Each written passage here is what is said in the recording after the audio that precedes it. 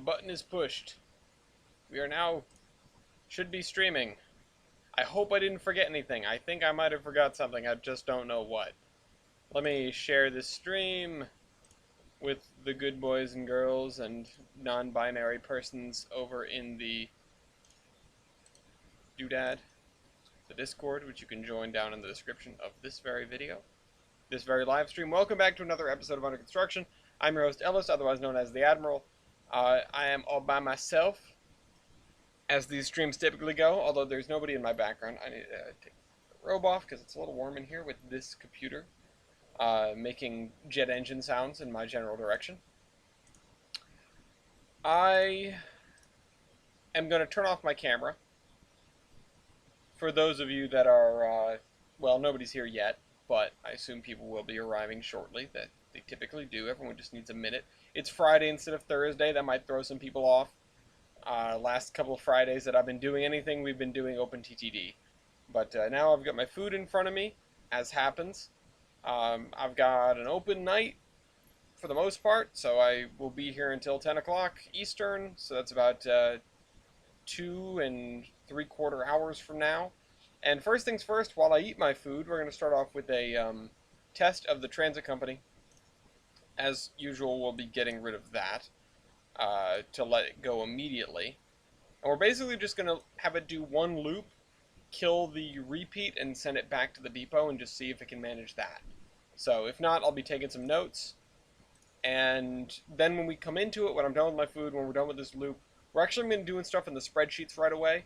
Well, no, sorry, we're going to be doing some scenery work first, but we'll be doing stuff in the spreadsheets shortly thereafter.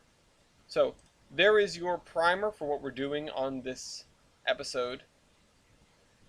For those of you not joining us in this very moment, for those coming and watching the stream after the fact, which they're always going to be up, so you're always welcome to do that. And if you have any questions, any thoughts, how do I do this in trains, feel free to let me know, and I'll be dedicating a whole section to you.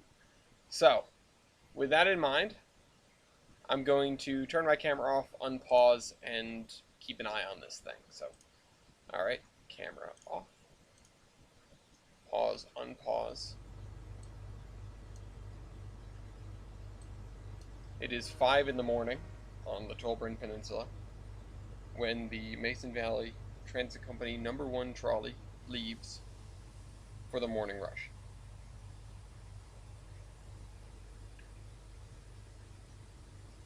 I have pierogies and I think I might have overcooked them or kind of fallen apart.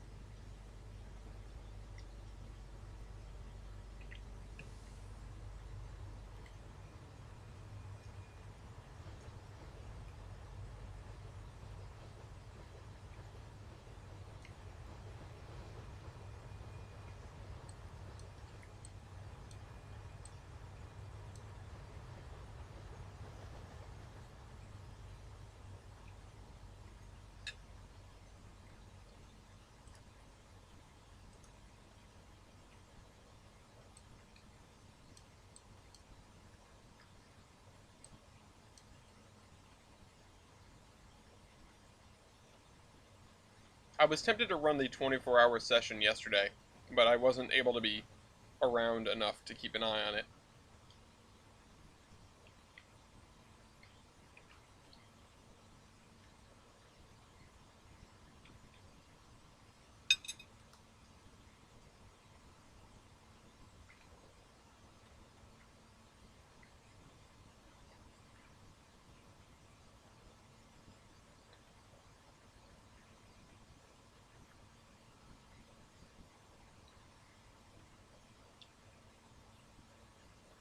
Around the loop we go.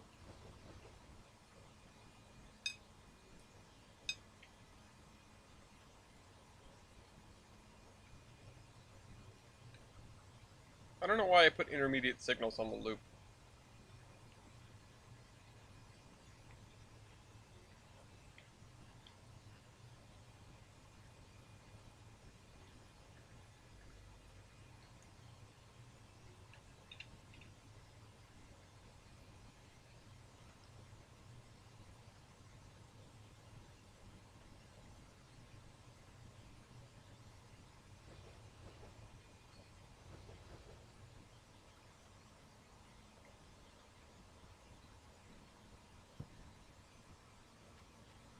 How many times can it possibly say rough handling?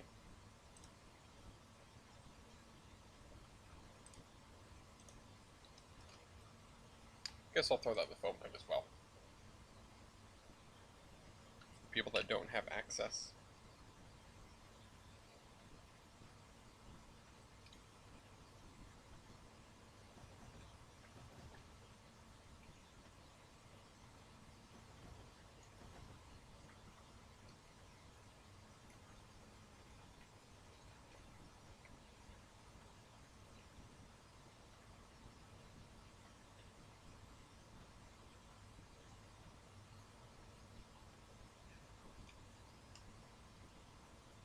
You are the only one here right now, Buckeye. But then again, there's not much going on. I'm not doing a lot of talking. It's not like folks are missing much.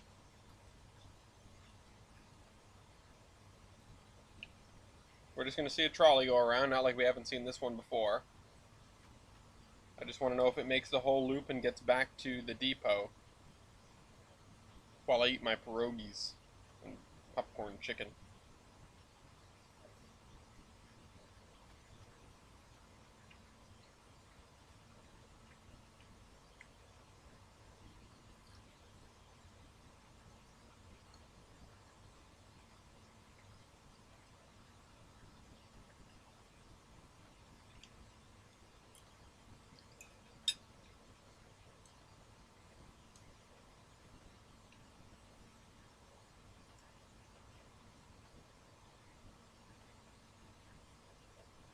I should probably put the name of the game in the title. I'm thinking about my old subscribers who don't necessarily know that I still make trains videos. They just see a thing that says under construction and wonder what that is. That bus just did some cool things.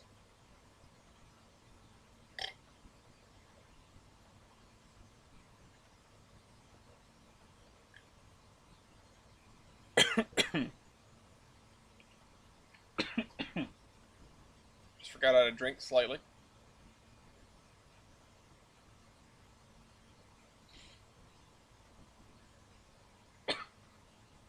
That was excessive curve speed. Maybe we should slow that curve down.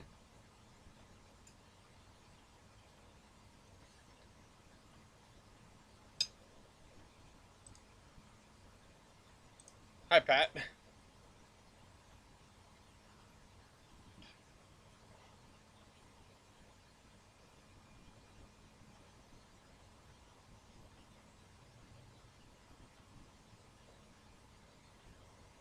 If I could take that curve slower, I probably would. I just remember there being issues with the 5 mph speed signs. So the 10 is about as low as you can go.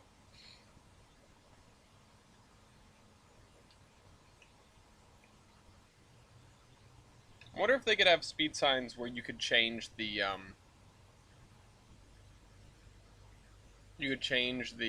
speed of it just by selecting it, you know, with the question mark tool. I'm sure somebody's tried that, and it makes me wonder if that is like hard coded.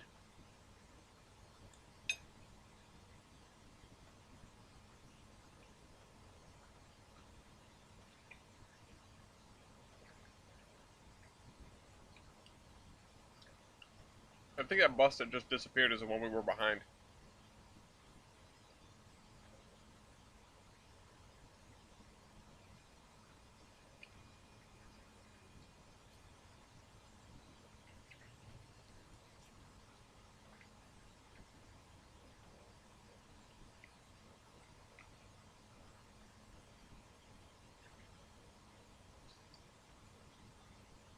I'd like to think that people understand by now that camera off equals dinner time, and they aren't like, oh, I guess he's not here.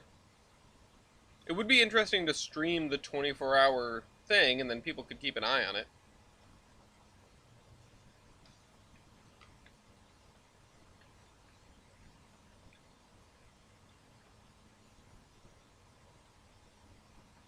Maybe I'll bring that up in a little bit if we get some more people on here tonight.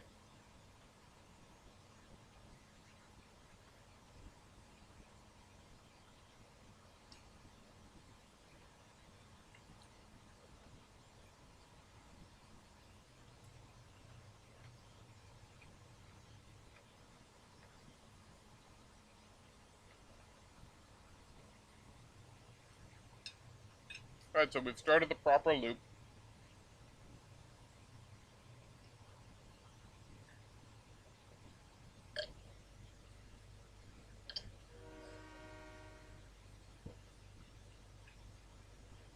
If anybody does a reskin of these, it'd be cool to change that horn to something else, anything else.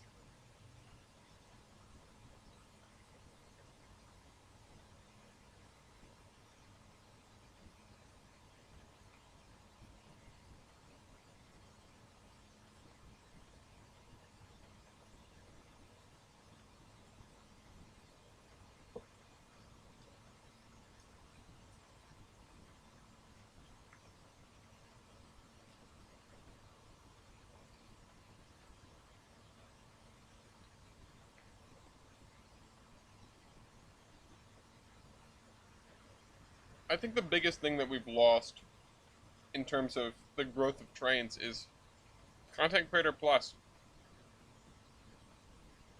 It used to be so easy to change out horns and stuff, and now you've got to go to the config file and everything.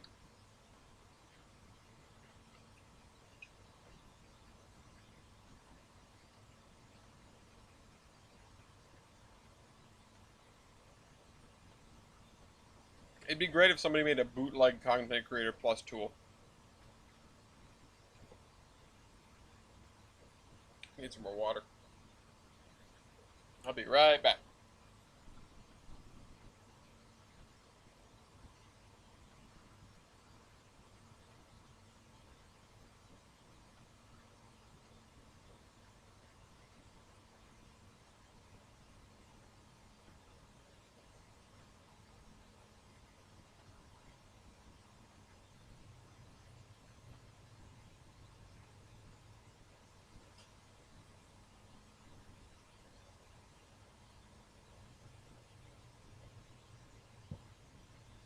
I thought he had gotten stuck already. I came back and he was stopped. I was like, oh no. But no, we're just picking up some passengers, waiting for 5 seconds before we head out again.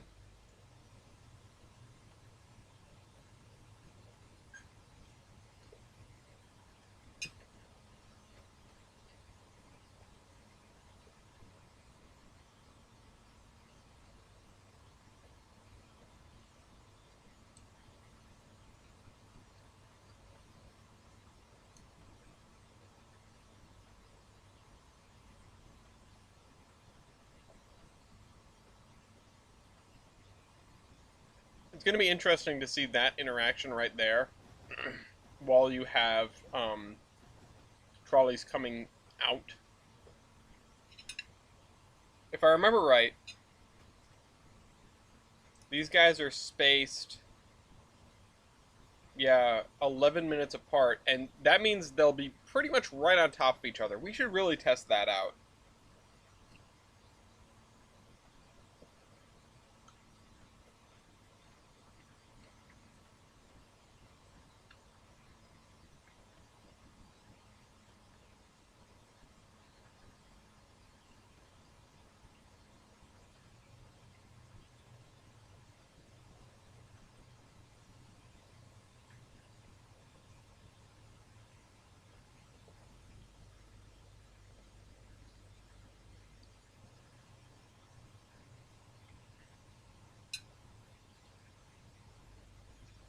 Alright, let's hit the highway.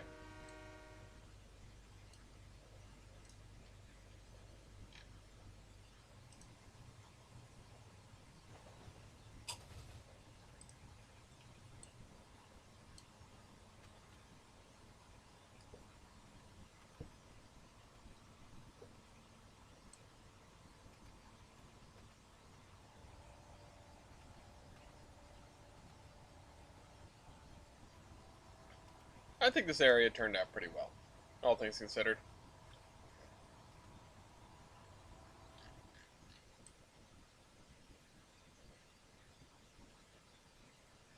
When this is all seen, it's going to be a different ball game. But this looks really cool. The terraining in this map is certainly my best. And I can't wait to do more of it. honestly.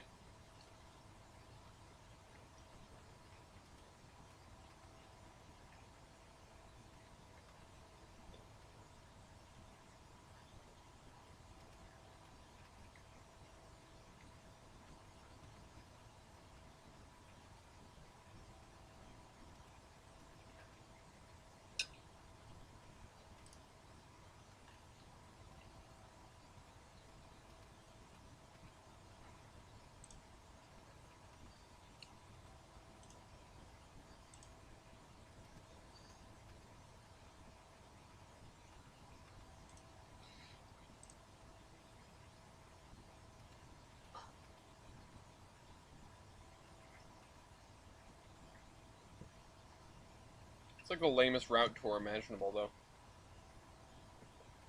Yeah, I need to have a an AI section in every under construction so that I can eat my dinner. Yes, my love. My camera's off because I'm eating. If you wanted to do doggo cam.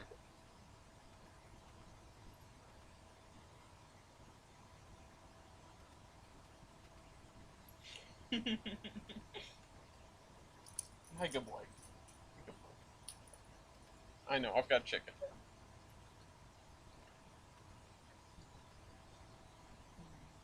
Hmm. Hi guys. Hmm. Oh, excuse me. Not got too much attention on a Friday night, but people will probably show up later as I actually start, talking and stuff. Because now it's just watching a trolley do the same thing we've watched a trolley do about 5 times now.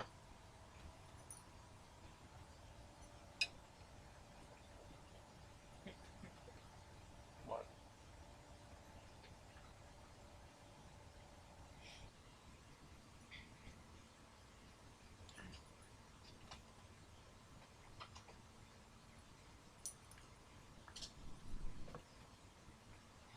I'm going to scroll all the way to the end of this. Can I grab the scroll bar? Yes, I can. If I scroll all the way to the end of this, there should be the repeat symbols here.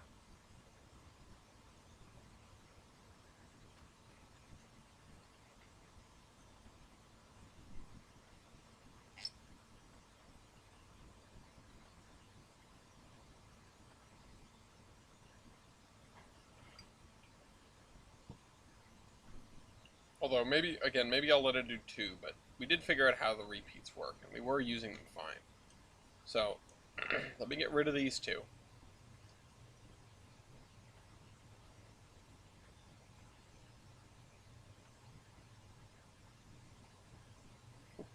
Rough handling. As always. Always rough handling. Rough, rough.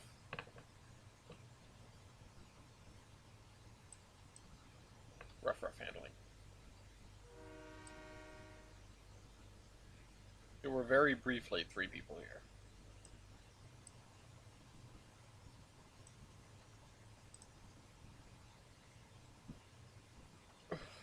Excuse me. It looks like a galloping goose in the distance.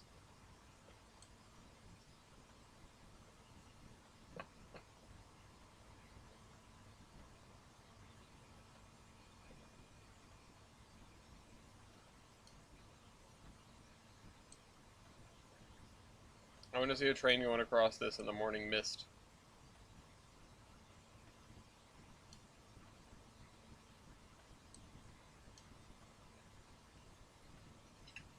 One last rope.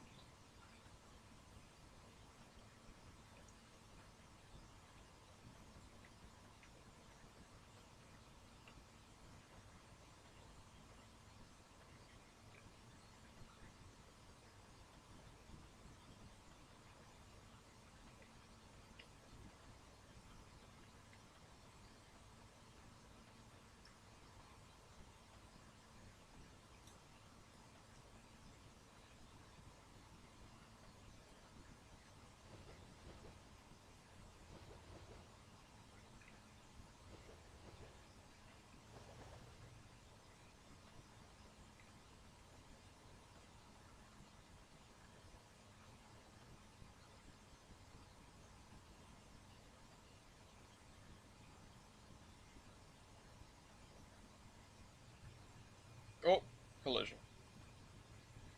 Alright, I've got a couple pieces of chicken left, then you'll be able to see my lovely face again.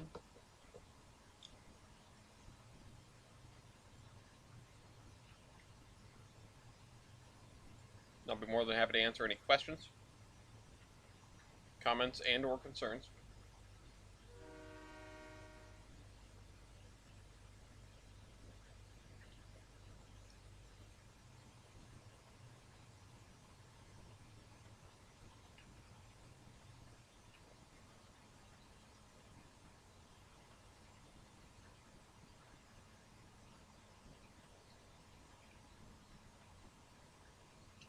I wonder if signal placement can mess with the nearest track mark thing, or track mark list thing.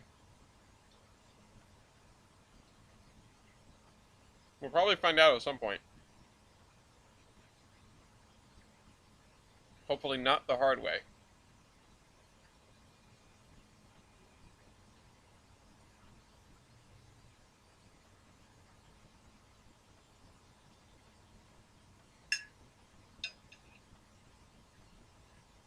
Hi, good boy.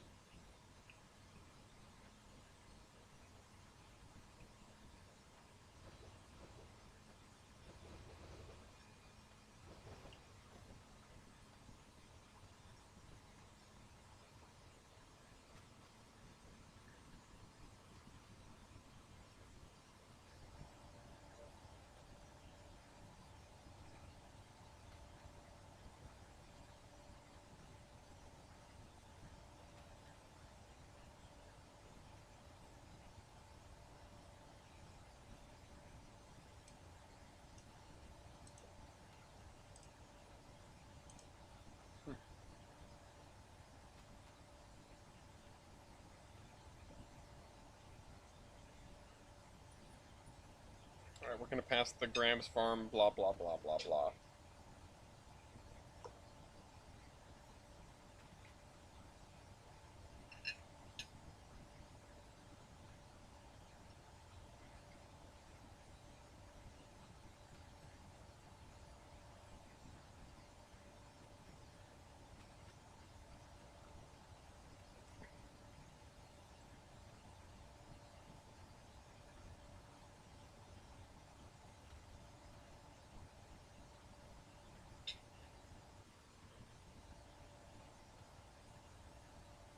Tracks don't render on the bridge. That's an intentional choice, because I can't get them to swing.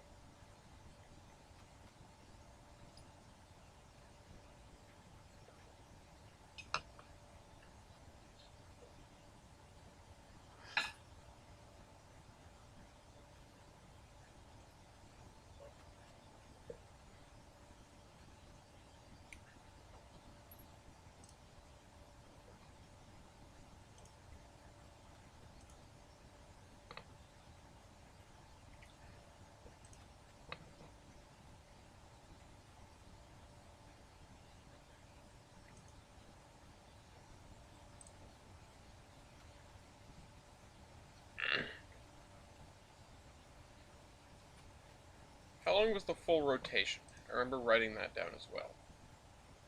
No, it's 46 minutes, too. Well, I guess it's going to take up more of the episode than I figured it would. It's probably going to carry us to about 8 o'clock Eastern. But we're almost in Mason's Landing. Hi, good boy. So, we know that this part of the rotation is proven, we just need to get through it. That's the thing, as this goes on, and I'll have to get creative with the way this works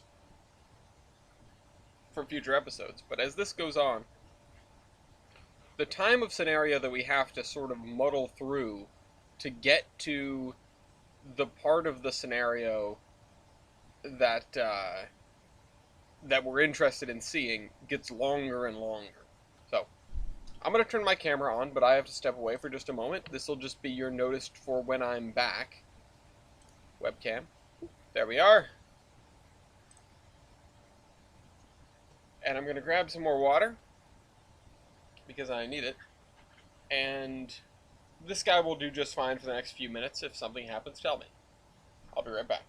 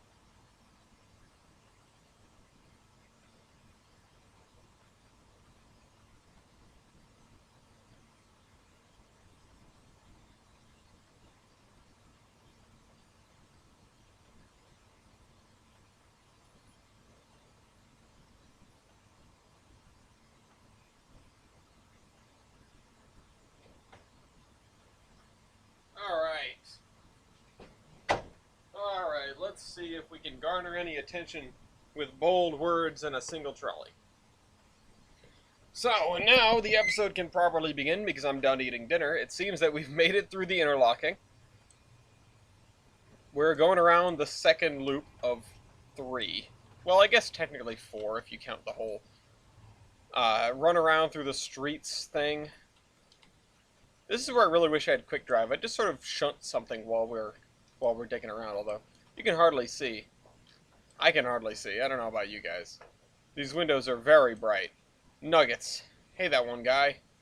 I mean, oh god, it's that one guy. Everyone knows the guy that I'm talking about because he's that one guy. What's going on today? Well,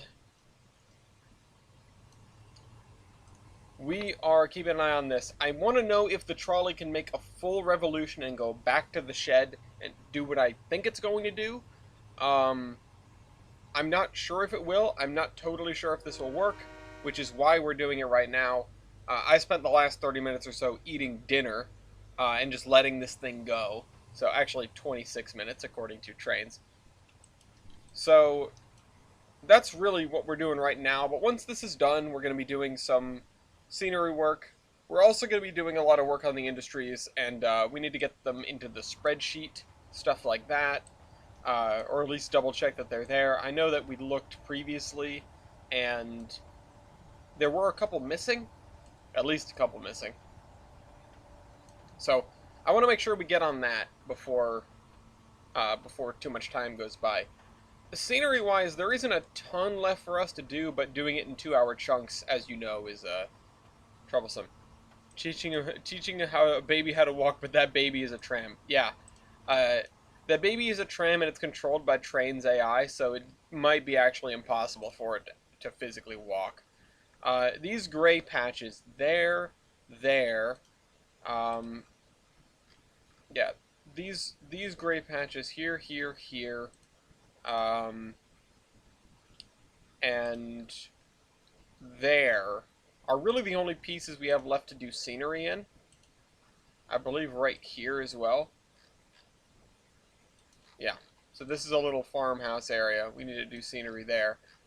But honestly, we could probably, if we dedicated all our time to it, we could probably bang that out in a few episodes. It's just a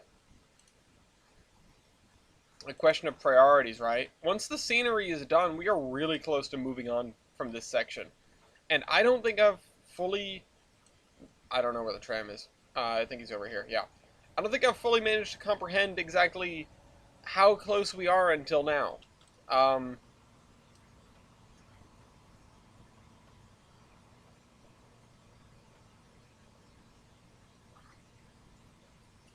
Alternate idea is to have the tram come to this stop twice. So to come to it on the way into town, and then do that, and then come to it on the way out of town. I'm not sure if that would make more sense than what we're doing right now. But I know that if you're riding down... Although in fairness, if you're riding down, there's a good chance you're going into town instead of going to the train station, because if you're going to the train station, you might as well just take the train. But, you know, I'm not sure exactly, and we may change this later. We have the numbers on how this works right now. Who's to say how that's going to affect things in the future?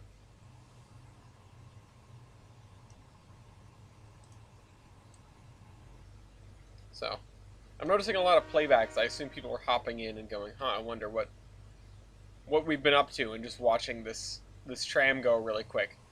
But we are most of the way through the tram section. And we'll be done with this in probably half an hour or so. And we'll be moving on to something else.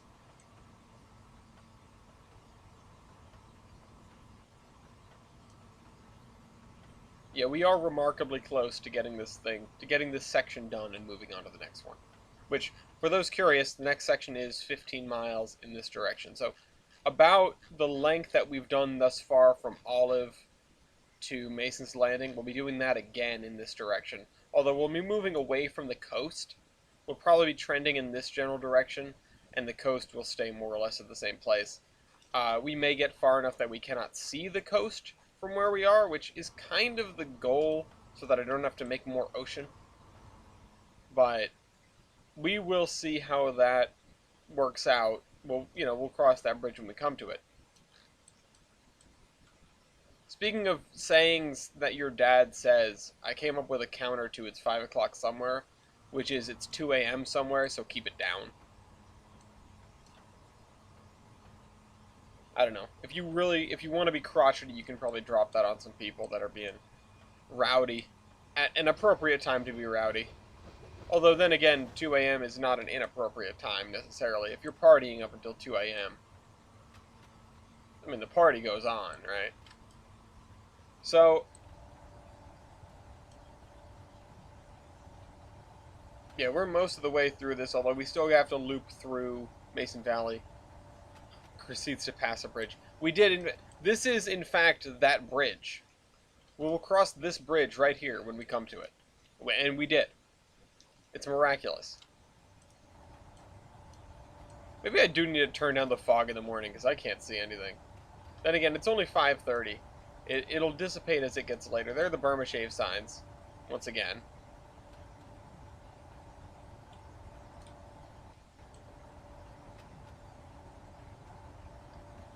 Empty jars. Burma Shave. Anyway. I wish there was something where this would line up with that, but, that would be some pretty advanced stuff to make the trolley poles do, like, the right thing.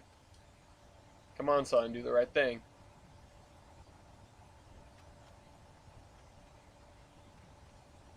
$40 miles an hour. It's doing the cab. Not that it's any more scenic in the cab. It's not. It's still the same old. But, something I'm realizing. I could have set up the other ones. I don't know why I didn't. I actually thought that I did for a minute. But no, these guys have no commands. I kind of wish I could copy the commands, like, right now. What do we name the tram? I'll probably Monkey Bananas something, knowing you guys.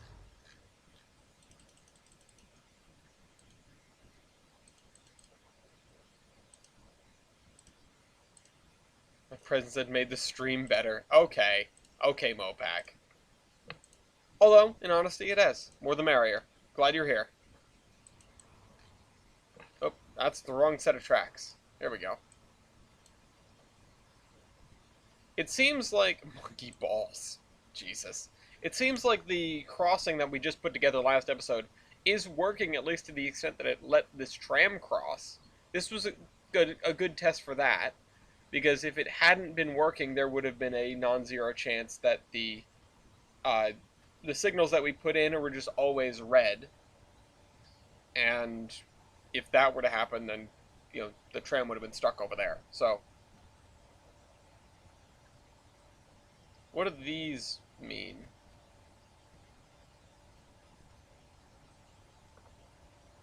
I don't know what that means.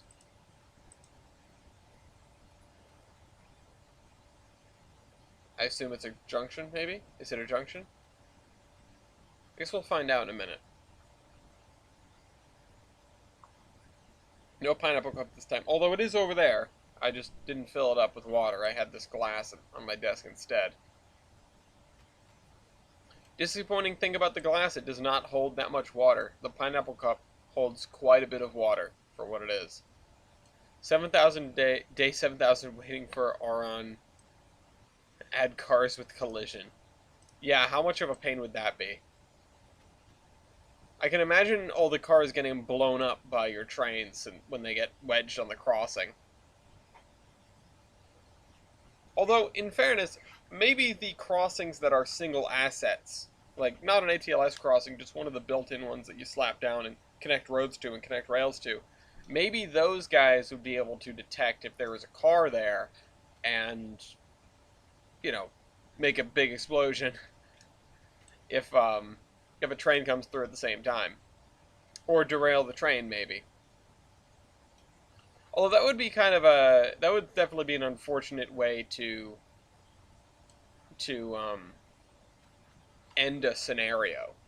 Now, the thing that I know is that a lot of these scenarios are, a good train scenario, I feel like, doesn't have any randomness in it. It's all up to you to get it right.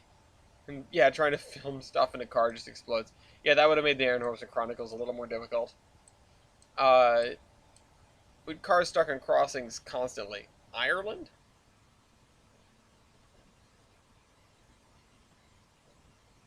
Oh, gotcha. Car bomb. Okay, so I think this is a station. That's what that is. Considering there's another one up there, that would make sense. So, yeah, let's ease across this this crossing here. They wanted to be convenient for trains. Yeah. I mean, if you wanted to see the explosion, if you wanted a train hitting a car, if you wanted a machinima that, then yes, it would be much easier if that was built into the game. But that is a big mess for the people that don't want it. Right now, watching cars get stuck on crossings is an annoyance. Yeah, a toggle would be probably fine. If we're genuinely talking about this as a possible thing, having it as a session rule would be the way to go. You can have car collisions on, and then does it derail trains, yes or no. So you could have a few options there, I think, in a session rule that you could just throw in. Of course, there's the implication that the session rule would, do what you expect it to do, which needs all this work in the back end, like having the cars, or having the game know where the cars are, which the game doesn't really care where the cars are. So, we've got to get over Upper Doe Cliff, and then we're kind of in the home stretch back to Mason Valley. Once we're back in Mason Valley, then we'll just see where it goes. So the other thing I need to write down in the automation thing is uh, MVTC automation schedule. Sorry, beginning of day startup. All 4 trolleys. Because we need to know if there's some sort of conflict when you're releasing all those trolleys every 11 minutes. I don't know if there will be. It kind of looks like there will be. So we need to see how the game handles that and how the AI handles that.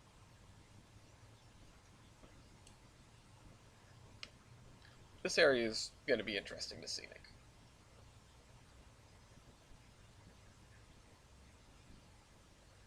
So, let's see. We've got 1, 2, 3, 4 more stations. 5, 6, 7, 8. Wait a minute.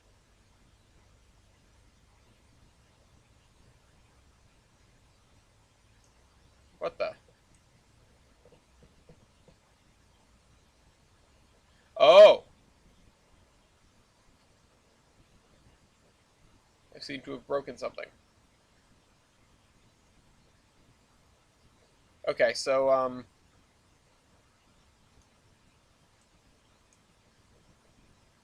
repeat 4. I think we're just going to have to delete everything from here to the end of the repeats. I'm glad I checked. Alright, we do have to swipe up. Get video of that hitting that man on the virtual rail fan. Yikes. Yeah, that was gruesome.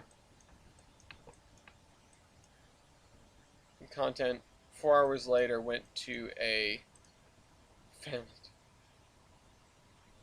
Yikes. Not envious of that. What were you fixing? This is why I don't mess with content. I leave that to other people. I've pulled some late nights working on Tolbrin, but it's not like I have a deadline or anything's really broken. Although, the AI definitely does break.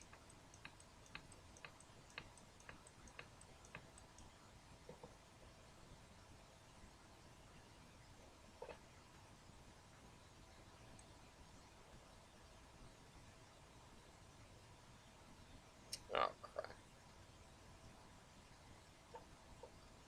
Well, now I've lost my place and it's going to go around again. Bridge Street, Station Way. I think... Just fixing Sonic? Like the Sonic bonnet? Or Sonic? Oh, the literal Sonic on the DLS. Yikes. Why? Alright, I think... It's Water Street. Get rid of this. Man, I should have got rid of the repeats before I let the train go, because that would have saved me a lot of headache. There's Upper Doe Cliff, that's where we just went by. Sonic the Blue. Bridge Street. Station Way. I think that should be it. School Street. Station Way. Okay, wait a minute. So, Bridge Street. Station Way southbound. School Street. Let me just make sure that there aren't duplicates now. Sagma Boulevard. Well, I can't imagine why, but that's just me. You can do some real ridiculous stuff in trains. The breadth of content that's on the DLS is staggering. And there's really just like the best of the best to the worst of the worst and all sorts of different types of things. If anything, this route should be a testament to what you can do with the DLS, because this is all DLS content. Except for one or two things that are definitely mistakes. This is all DLS content. The stated goal of Tollbrand was to be something you could play in multiplayer, which meant all DLS content.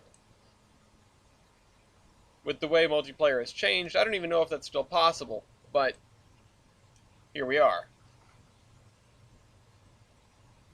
Okay, so we've got a few stations left before terminate passenger train. We're going to try to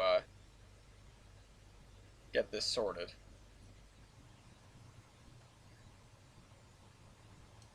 And the lights are off.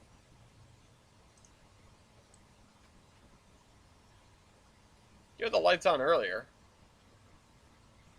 I assume the lights turn on automatically then, just at night. And now it's bright enough to not be considered night.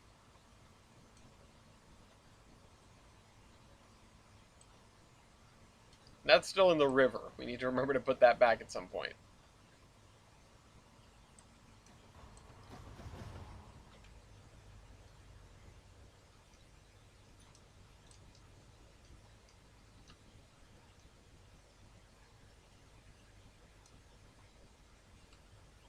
You can get some scenic shots of trolleys coming through Mason Valley.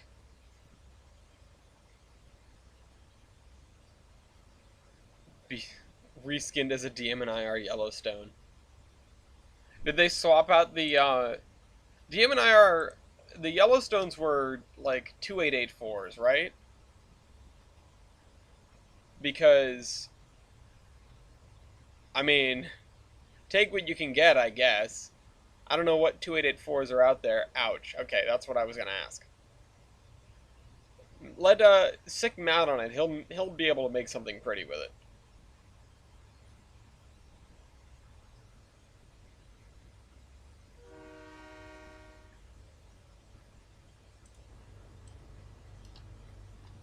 I'm convinced he's just about able to make anything out of anything.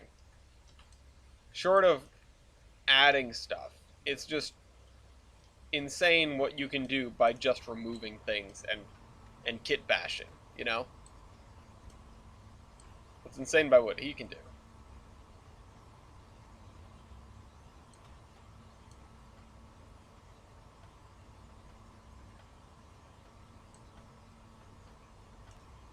Alright, so we're actually going to be doing something we've never watched a trolley do, or at least maybe we did once, which is British American logo.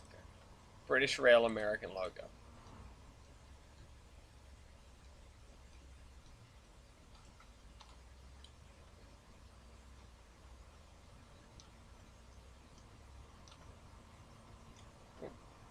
I want to straighten the camera out so I can do fun stuff with it, but it won't straighten out.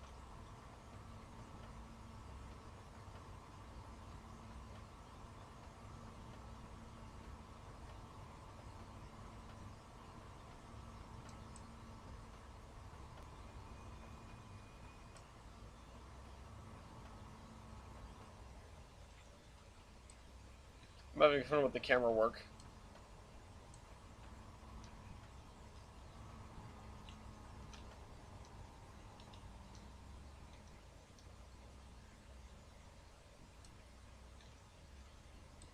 I'm going to change the number of passengers that wait here, because it's a little high.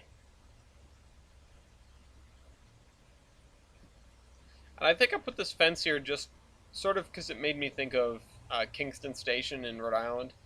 But in this day and age, I do not think there would be a fence here. Oh, this needs to be fixed. When did that happen? Oh, when I put the station platform in, that's when that happened. I'd love to fix that now, but I can't save when I exit this. So he's going to take this turn, and then he's going to go down here, and unlike what he did before, he's actually going to take a right. He's going to run all the way up to School Street.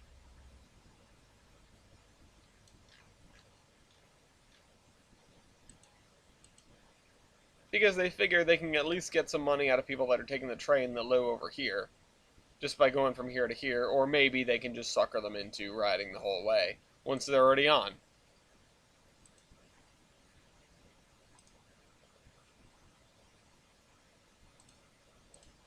These days, most Australian locomotives, I'd reckon, are, more similar to American engines, but previously British engines. Their steam is closer to Britain. Their diesel is closer to American. Think of a 460 with American parts slapped on it.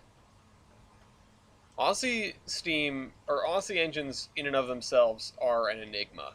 Uh, and it's interesting.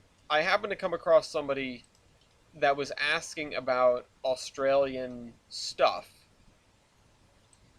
Can I switch? Oh, I did it. I did it. I just need to... Hey, I'd like to catch the tram. Hold on, let's see. Can we... I walk a lonely road, the only one that I have ever known. Where's the tram? Oh, there it is. Wait for me. Wait, can I jump? I can't jump. Because I'm white.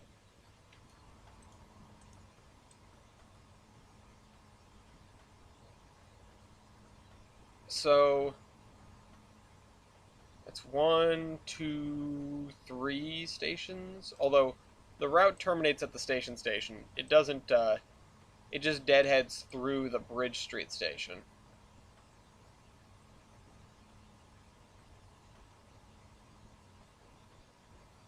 I just noticed that this building is messed up. It's an old building. And I realized I used this monument over there as well. Oh well. This town likes this monument, okay.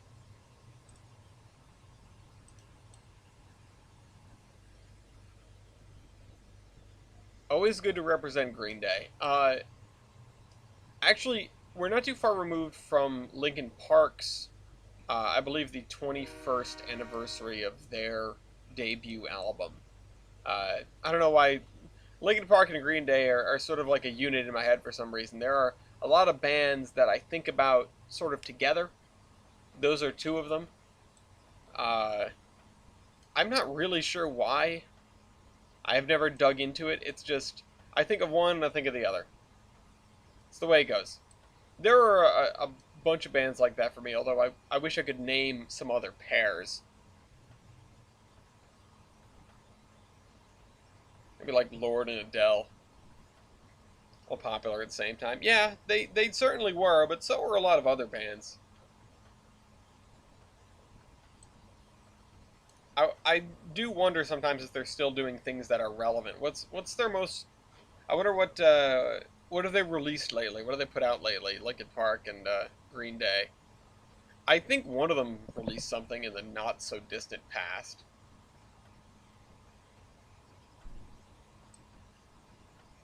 Oh, I do believe I never addressed why we're doing an under construction on a Friday instead of a Thursday. Although I did mention it during the Wednesday video that it had to be postponed. But I have been doing train counts all week. I've had basically a 60-hour work week. Which I know a lot of people do, but you shouldn't do because... Have a work-life balance, people. Maybe when you're young, maybe when you're, my age, I guess. I'm young. Some people say that anyway. I'm old as hell. I'm dying. I'm falling apart. You guys are going to watch me turn to dust on this show one of these days. 80 years later, when I finally make it to Geiger City. But seriously, don't work too much overtime if you can help it. If the money's good, yeah, sure, but don't kill yourself for your job. Never do that.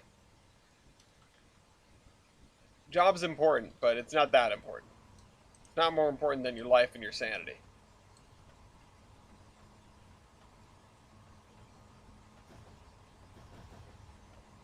I like this skyline. I like the fact that we have a decent skyline. A good layered skyline. That's something that a lot of trains mount. Not a Conrail NS unit, yeah. A lot of trains maps, because people tend to skimp on the town size, a lot of trains maps don't get a really deep skyline. But look at this. We've got rows upon rows of houses, apartment buildings, 3-family homes, mills, more mills, more mills, and then layers of hills in the background. Now, I know this is kind of cheating because we're looking in the direction of train travel, but even still, this town has a depth to it that I really am proud that I made.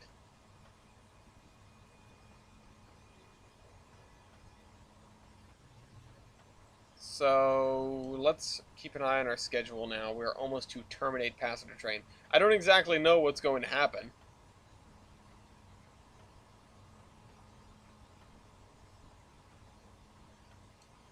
I wonder how many places, if any, in the world where you had PCCs and dual gauge uh, steamers existing side by side. Because I'm looking at this and going, wow, that's, this is kind of rare. Although, I mean, PCCs were everywhere, but, you know, they weren't everywhere. Certainly not in the same area as dual gauge, and dual gauge itself was kind of rare.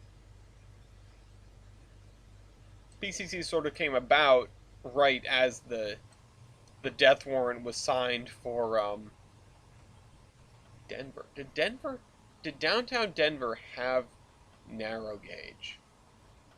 I don't think so. Weibold would know. There were probably places near Denver, maybe in like Golden or something like that, would have had the dual gauge and had interurban service.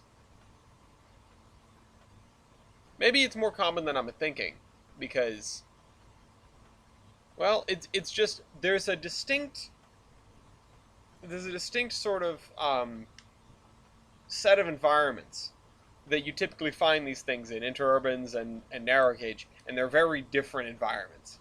Narrow gauge is, the wild, wild west, wicked wild, and then, no, I think it's a good guess. I'm not saying it's not.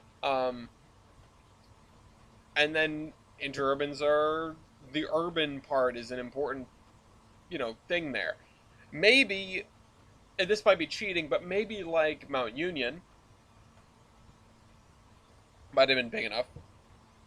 If Milky was here, I would have him look up some stuff in the big trolley system directory that I gave him years ago, which is a fantastic resource for like the most basic information. It's a book that's about a mile wide and an inch deep. It shows the basically birth date and death date of every trolley and interurban system in the United States for all time, basically. And when you have, when you're just curious, like, oh, was there a trolley system here at some point? What was it called? That sort of thing. That you can get out of this book. Not a whole lot else, but that you can get. Okay. So the point is to pull up here, stop the train, and then back up across this bridge to one of these things in the car barn, which should be track 1. Should be track 1. Where the track where this thing came from, because we can't get to the other ones. I remember backing up the trams into those tracks and going, okay, this is what we need to do. Alright, so it's stopped. It's waiting for track clearance. Which one have you picked? You have picked track 1. Line ahead is occupied by another train. That's not right. So that one's set, that one's set. What's going to happen in the void? That one is set correctly, but it's not. Okay, that one's set wrong. That one's set wrong. That one's set right. So it needs to... I thought my old railroad timetable was thick, yeah. Stuck and awaiting new instructions. Oh, come on. Throw the other switches, gosh darn it.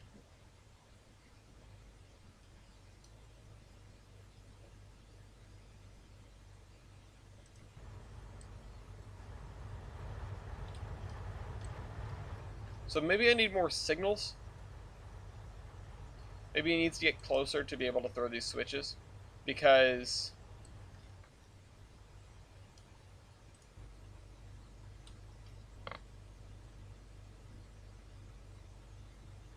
it definitely should be able to get through this. So I'll give it a hand and then we'll figure it out. We'll figure out what we need to do to make this happen later.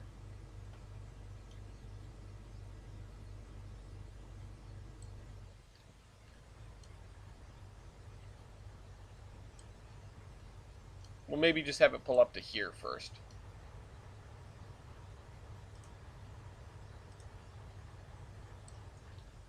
Alright, see? If you throw the switches forward, it'll go. Oh, are we gonna get hit by this guy? Oh, look out. Okay, so the important question is, other than how did this handle, which is not good, we'll just have to put a signal over here, and it should work. I think it'll work. Will this copy the commands to this when we pull into the thing? Which, again, should work based on our testing. Remember you making a really basic command-based route and trace for 2009. That was in 06. Oh, I remember making a really basic command-based route. Ah, okay. I thought you were saying I did that, and I was thinking of the junction, which was one of the favorite things I've ever, like, actually, one of the only things I've actually completed. You hate to see a route lost to time. Which was a fully command-based route. Hey, there we go. We got it. Okay, so wait 5 seconds, and then wait until 5 hours 52, which it's going to assume that we're late, and it's going to automatically skip that and going to go out again, but that's unimportant. Yep, there we go. So anyway, that worked. It took almost exactly an hour to get back here, and we just need to make a couple of minor adjustments. So don't save. We aren't going to make those adjustments now. I just need to take a note of it. Let's see.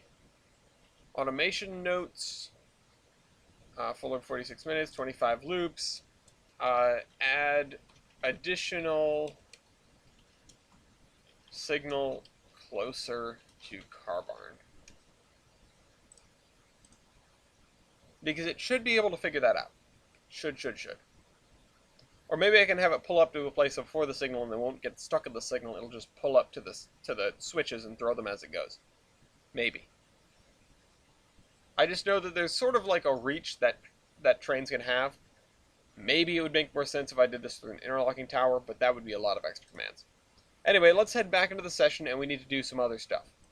So, as I mentioned earlier in the episode, we have a handful of areas that need to be adjusted before we can basically call this area done with scenery.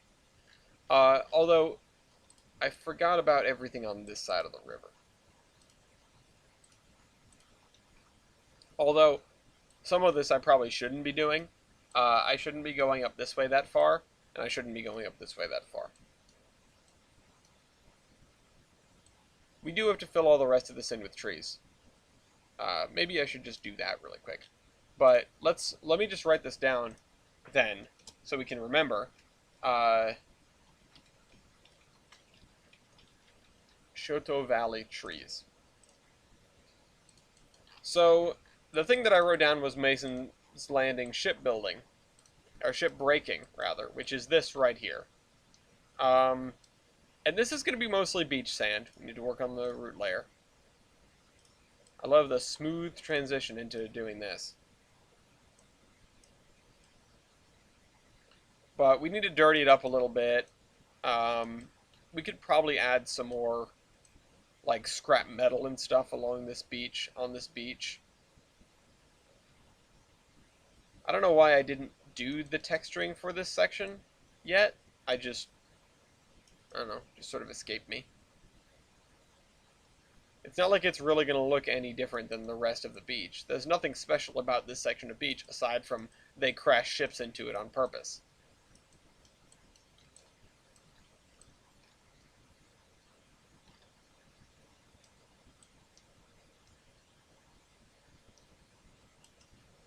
We need to get that island as well.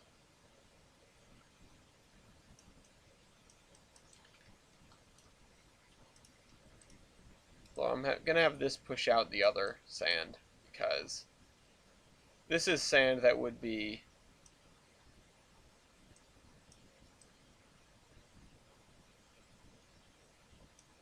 coming from the outflow of the river.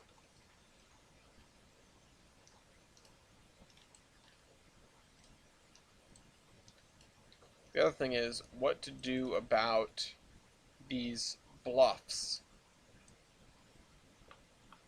Do I want to just use my dirt texture on them? Do I want to go with something a little more rocky than that? I think rocky is the way to go. That's flowers.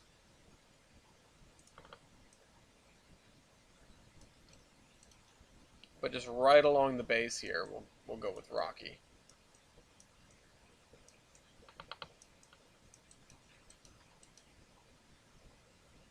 So let's turn the scale up.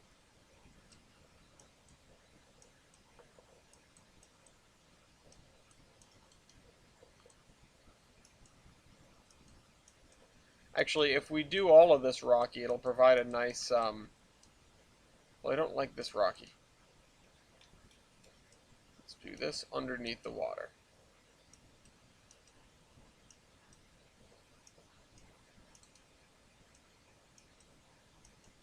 And there's no trick to this. This is just me picking a texture and going with it. I don't know if it's going to end up looking good in the end, especially until I put it down. Anyway, that one guy, I appreciate that. I appreciate the fact that my desire to do AI stuff has, gave you the desire to do AI stuff. That's basically the most flattering thing that I could possibly hear. I don't need to be told I'm great because I already know it, but when I inspire someone to do something, that's what actually matters. That's what I'm here to do. I'm here to teach, I'm here to inspire. I'm here to make some friends. The real Tolbrand is the friends we made along the way. Oh, excuse me. I like half burped. Fill in these little gaps. That looks better.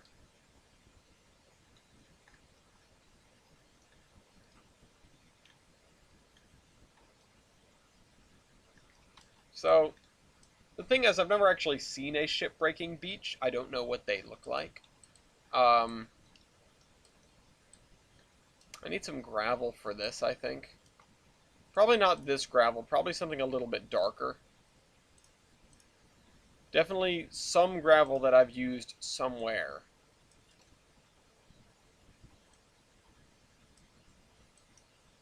Nope, not that.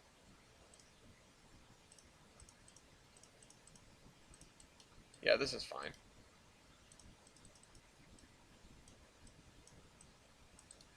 Because this is going to be loading into trucks.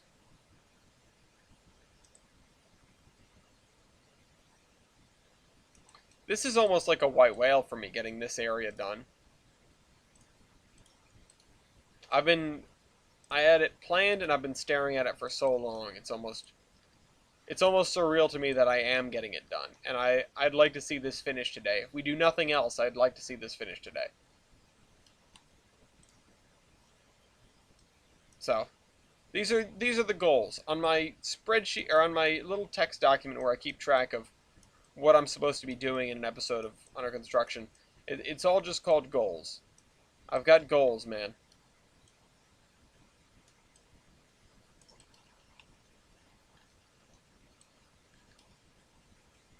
So, this way. I'm going to go down this way. Don't ask me why I'm not using a spline here. I'm genuinely not sure. But I like the way that's looking.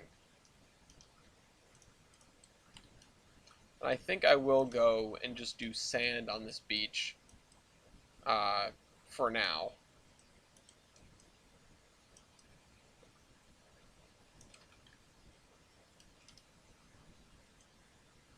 I keep looking at the comment of the route has been lost to time, and I think about all the routes that I've lost, or even just deleted, or even the track diagrams that I've drawn and thrown away, or the maps that I have just as a backlog of all sorts of maps that I've drawn up for people over the years. Once upon a time, I was sort of a go-to person for, hey, I want to build a trains route, can you make me a map? And I'd give somebody a map. For those of you that have been to Coffee Shop on the Discord server, which For those who don't know what that is a quasi-monthly event where we share our writings. And I know a long time ago on Under Construction I talked about the Housatonic, and I'd like to come back to that and talk about that for a little while as well. It will be spoilerific, so if you plan to ever see the movie, many years once I pitch it to Steven Spielberg, and he takes me up on my offer to produce a blockbuster film with no prior film experience or anything like that, uh, you know, after if you plan to see the movie after that happens, because it will, I'm sure of it. And my mother definitely didn't laugh at me when I said I was writing a movie. But if you're planning to see, don't tune in. Don't be a part of this discussion. In seriousness, I probably am gonna chit chat about it a little bit later in the show, just when I come around to it. Um, and I don't remember what I was piggybacking off of to get to that thought, but I used to draw a lot of maps. And Tolbrand is one of the last ones I did. I don't. It was while I was working on the Iron Horseman route, the idea came to me. The Iron Horseman, directed by Steven Spielberg. Um, the idea came to me to do a more realistic map because. One second.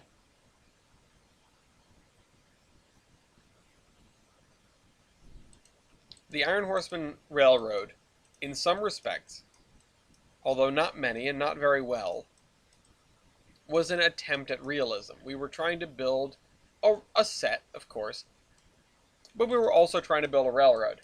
And in doing that, we were building towns and facilities. Well, facilities not so much, but towns or a network of towns to a scale that most of us had not done before. Certainly I hadn't done before.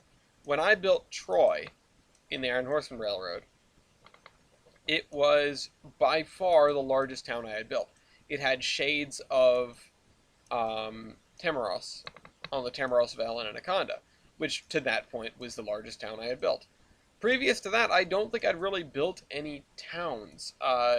And looking back, you can look at those old videos and you can see just how shabby Tamaros was in terms of being a town. But I was young and I was dumb and I was not a student of civil engineering yet.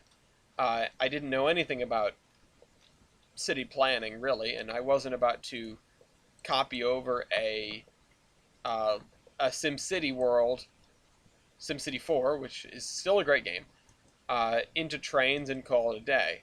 Not that I could have, but something to that scale. I also didn't know where to look for research. I didn't know where to get my hands on old photos, and in some respects it was tougher. It's not like we didn't have Google, but Google wasn't as good. Um, back in my day, you had to go into the county archives and blah, blah, blah. No, but seriously, I just didn't have as many resources at my disposal, and the resources I did have, I didn't know how to utilize. Also, I just didn't have the patience that I do now. I think if you had sat down, me from, heck, 8 years ago, and been like, oh, you're going to build this Tolbrand thing, and you're going to make this town, I would be like, what the heck, why? I would end up getting enraptured in the automation of it, which is totally what's happening now, but at least now I have some towns to back it up already.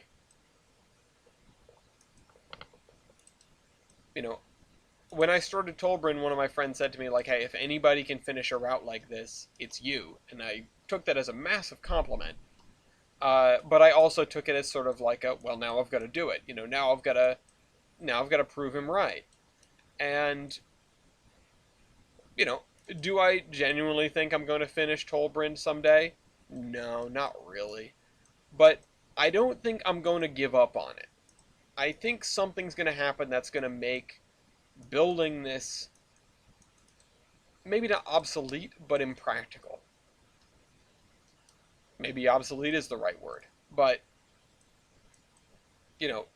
trains will change to the degree where the things that I've done already, some of them are already pointless. That's why I had to wipe the slate of AI.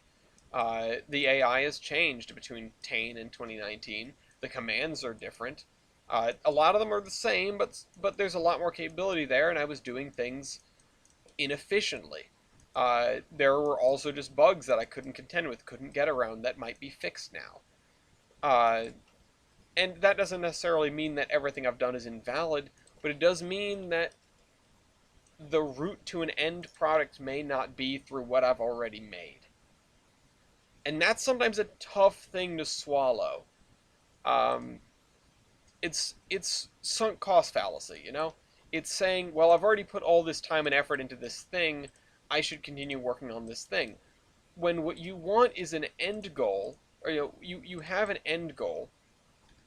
Yeah, no, it's already killing PCs. It's already a computer killer, but most of my routes are. Part of that is slash was the AI, certainly, but you know, that's neither here nor there. The oh, if what you want is a completed, realistic route, sometimes the fastest way to get to that is by scrapping what you've already got and starting again with new techniques, new technology, new tools, like the grass.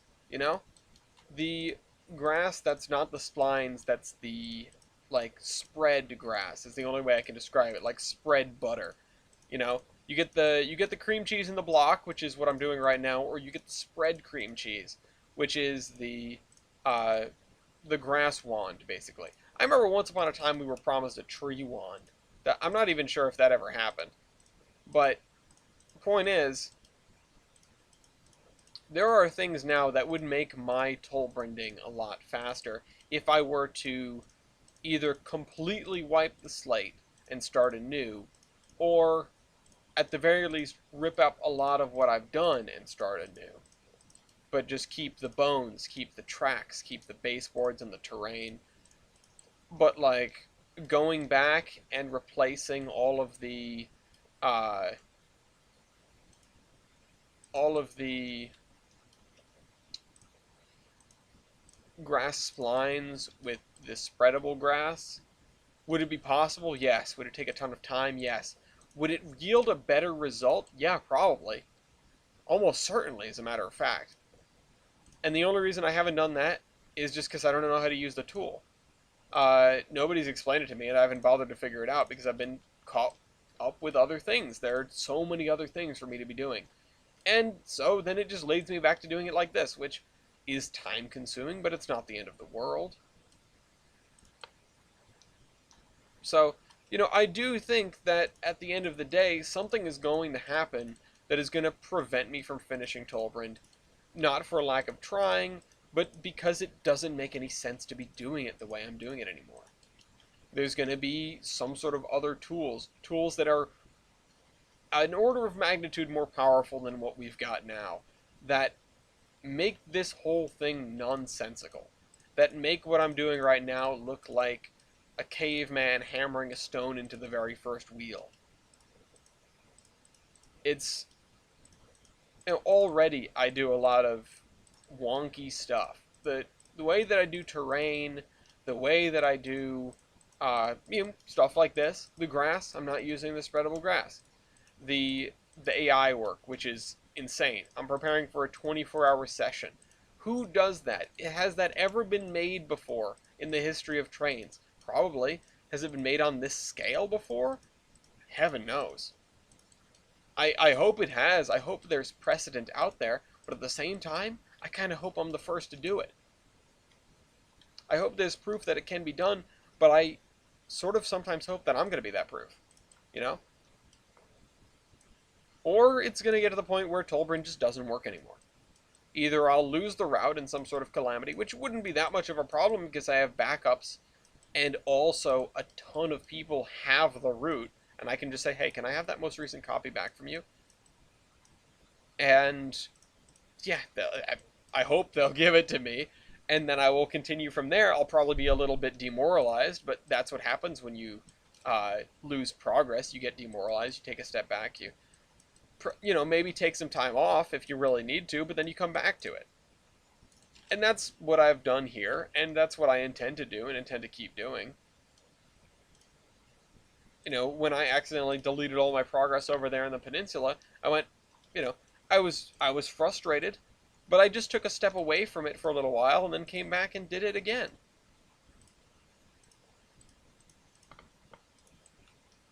Ellis is the Sigma grinds. Yeah, right. Uh, I talked earlier very briefly about your work-life balance and about, oh, don't do a 60-hour week like I just did. Yes?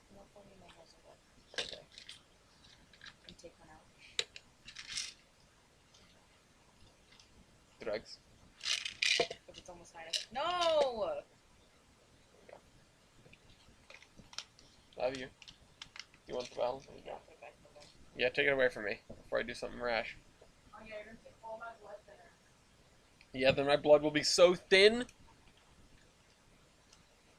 My blood will become so thin it achieves one-dimensionality, and I'll be able to enter other universes. Has anybody ever checked? Maybe that's how the Doctor is. Maybe that's why he needs 2 hearts. The Doctor needs 2 hearts because his blood is so thin.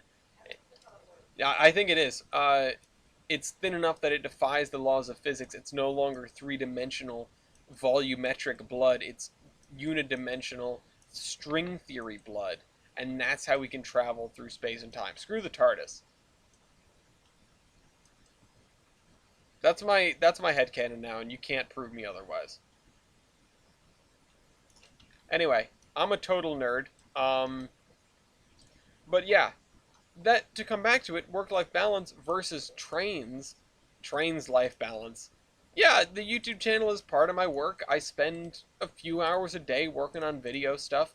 I still need to set aside time for like a new channel trailer and a new intro, which I should probably make before Locomotive Versus comes around, which is next week. That's right, it's coming back. We've got the losers bracket coming back next week. And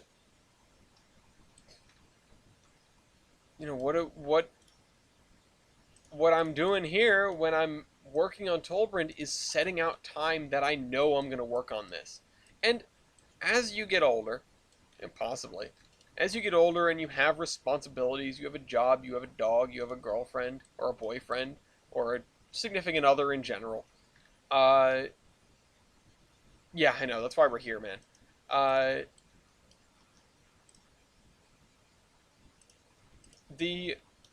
It becomes tougher and tougher to budget time. I think the reality of trains is that you can't viably make a massive route that Tolbert is planned for. Yeah, you know what? Without it breaking, yeah, probably. You're probably right. I don't know what I would do without the Minecraft into. It's like a time capsule of the channel. I could try to rebuild it and just say the Admiral or something. Because right now it says Trainman, and I've totally moved away from that brand because there are too many Trainmans out there. I know I've given the spiel on why I don't go by Trainman anymore, or Bombs 321. Well, Bombs 321 is just because it was old, and I wanted to brand into I wanted to focus on a standard branding. The reason I settled on Admiral Ellis over Trainman is because there's a lot of Trainmans out there, and the MC intro is a symbol of this channel. I will see if I can rebuild the Minecraft intro and make it better, or make it the same, just redo the lettering up top, because I understand it is absolutely an icon, and I've gotten rid of a lot of the icons. We don't have the creeper face as a logo anymore. It's not called Bombs 321. I'm not Train Man. The Train Men. Now the Remen. So maybe I should hold on to that one thing, and it is sort of in that sweet spot for like, oh, this is a normal intro. Or, it's not, well, sorry, it's not a normal intro. It's not a typical intro. It's different than a lot of the ones that are out there on YouTube right now. It is unique and iconic. And unlike a creeper face profile picture, it doesn't immediately borrow from anything aside from, I guess, the 1812 overture. But it's also short, which a lot of intros run too long. Someone in a Drakenfell, you remade the Minecraft intro once and barely used it. Someone remade the Minecraft intro for me. I think Kevin made me a new intro at one point, and I was like, oh, this is neat, and I used it very briefly, and then when when the channel sort of ended up in the back seat, I ended up just falling back into the old intro. Oh, legs hurt. Okay, so we did this. Let's just. We need to put some.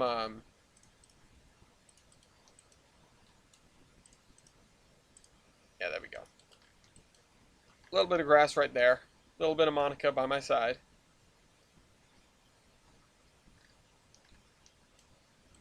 The thing we don't have is like an administrative building here. Let's put one at the end here. I need some smaller offices.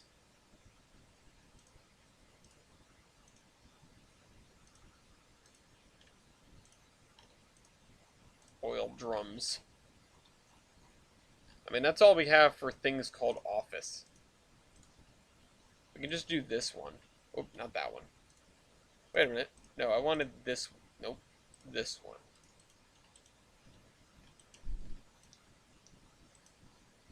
No. Whoops, I clicked on Steam by accident. Doom, doom, doom, doom, doom, doom, doom, doom, doom. It is iconic. Is this the front of the building or the back of the building? Or is it identical? I think this is supposed to be the front of the building.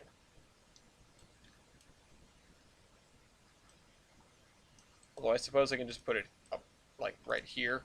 I want to flatten this land out so that it sits a little better.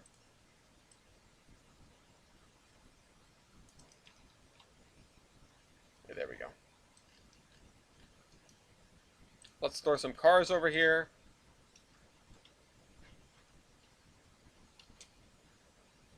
If these parked cars, let's just do these guys.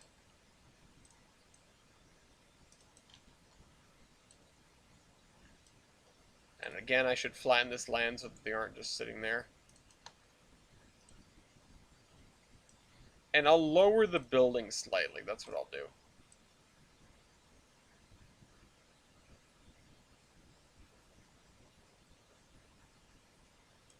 Yeah, there we go.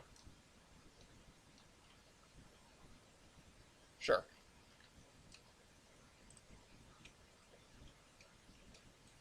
Whoops, 1950.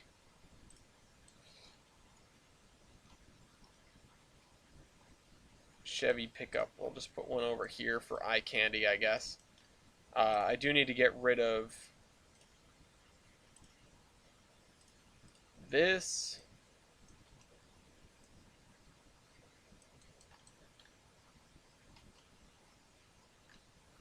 The other thing is, it's not specific to anything in particular. We need just scrap piles on the beach.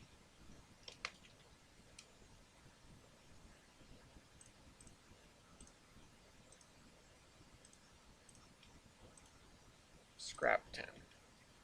That's a car.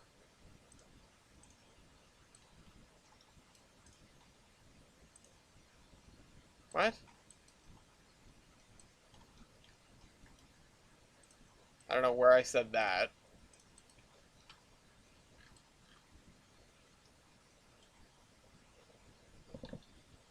But sure, if you want to think that, go ahead. Not what I would say, but scrap boilers that are both older than me. Yeah.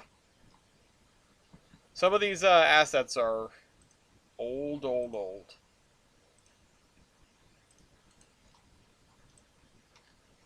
These are like,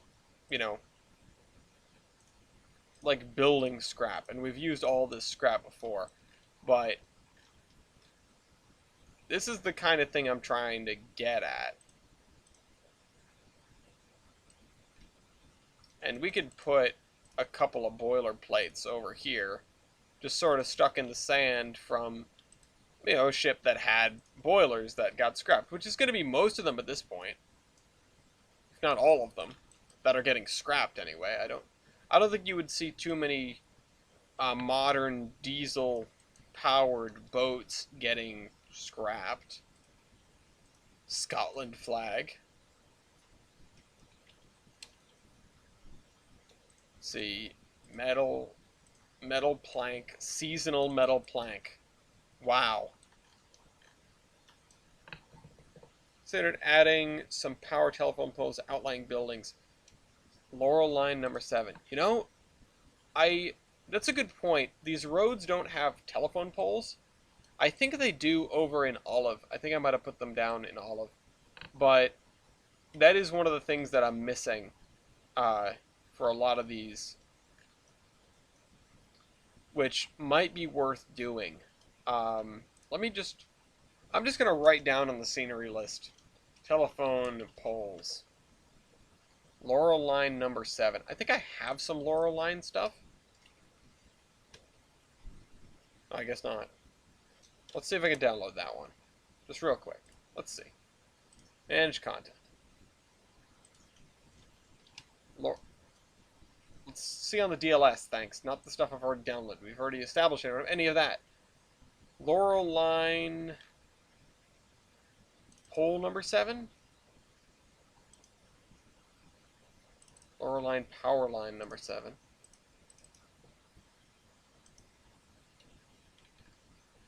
Street light. Oh, without a pole. I think Mount Laurel Cog Railway. Interesting. Buildings in Laurel Yards revisited. There's a bunch of stuff on here. I almost Control A, download everything. But I'm gonna download all of the Laurel line stuff because I do know that's good stuff, and I had some of it before. Download. What is this? Laurel Street Bridge. On the Laurel line, DuPont, Pennsylvania, look at it. Erie Crossover Bridge. Mill Creek Bridge. California Bay Laurel. That's a tree. Laurel. That's also a tree. First class tickets are dangerous. I have never had a first class ticket. Literally never owned one. The only reason I have one now is that I got the Trains Plus so I could do multiplayer surveyor. So I did the subscription doodad, which granted me a first class ticket, I guess, for like a year, or like the equivalent of a first class ticket. So yeah.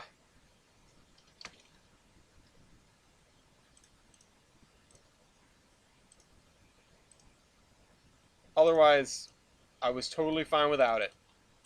Just patience, people. That's all it is. How about just a ball of scrap?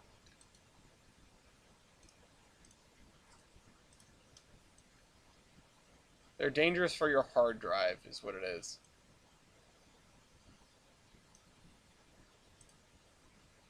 Make an actual route instead of the random set. I make it 3 AM sometimes. It's tough to stick to it, I'll admit. And I've watched plenty of people fall off that wagon, and I've been one of them sometimes. But it is tough to keep on keeping on when it comes to a route like this. That's what I was trying to get at earlier. The thing is, with a lot of this stuff, you need to almost treat it like a job. Especially if you're doing videos about it, then it is a little bit more structured. But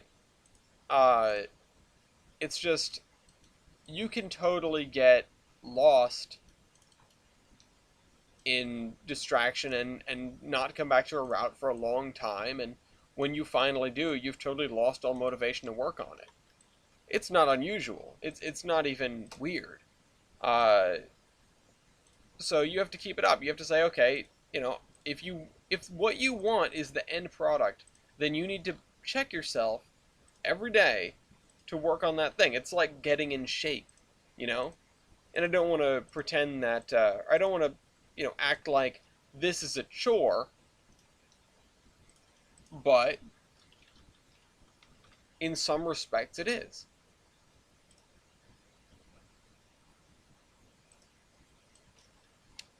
It is the kind of thing where you gotta sit down and you gotta just do, you know? You gotta buckle down if you want a good route.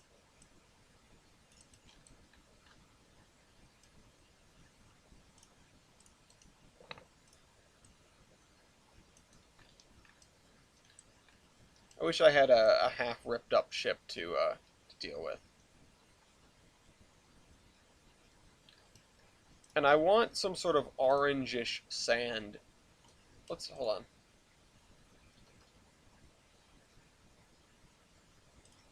Concrete rusty.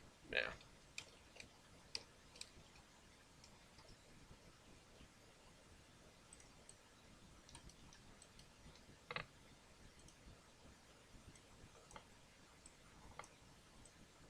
There's a song by Mark Knopfler called So Far from the Clyde.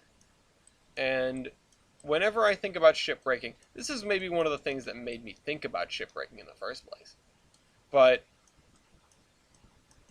it's a song about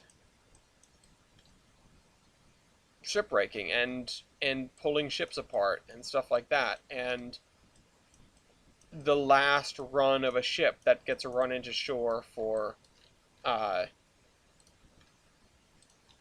stuff like this, for being torn apart. Let me see if there's something in the DLS for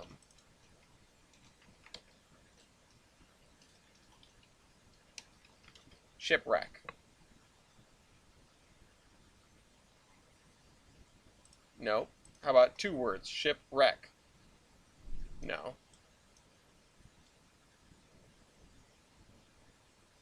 What is this? No, that's a freight car. Tanker wreck. No. I'm surprised there's no shipwreck asset. Ship. Let's just look up ship. That doesn't help. Airship R100. No, that's not what I'm looking for. Battleship gone. That's not either. Boat, steamship, cruise. That's drivable. That's not what I need. Cargo ship light. That's way too new. Coal ship. No. Is the Ever Given on here? Can I wedge it somewhere? Cargo ship Anaheim.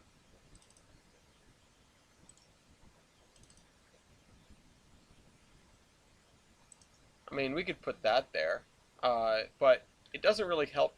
I don't need more ships that are just, you know, intact, right? Shipbuilding DES gunship. Oh, that's a helicopter. Drivable cruise ship. Oh, it's the boatmobile, the Ingalls ship boat thing. Locomotive.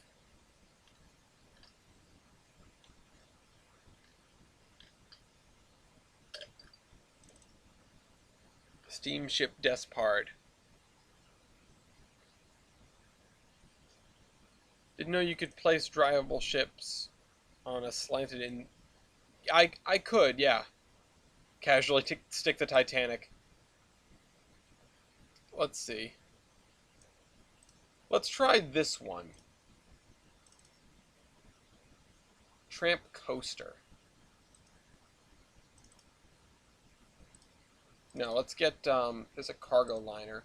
Tramp Steamer.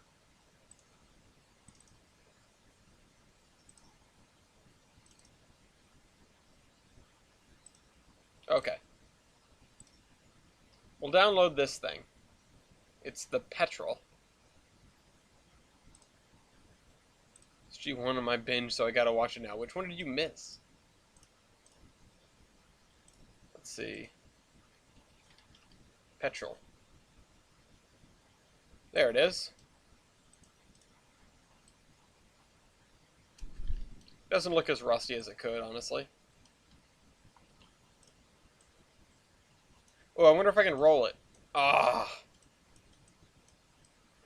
that's kind of disappointing. I think I'm going to get rid of this in favor of this. Or, these ships that I've found are probably it in terms of what ships I should be putting in here that are getting scrapped.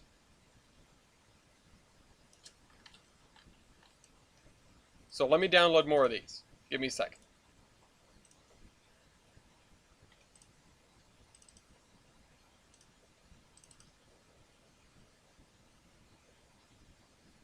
Berlin around in a tramp. Blah, blah, blah. Peregrine. Download.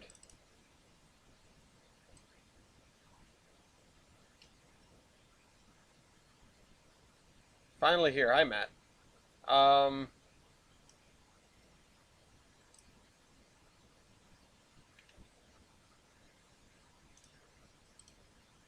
We'll download Puffin.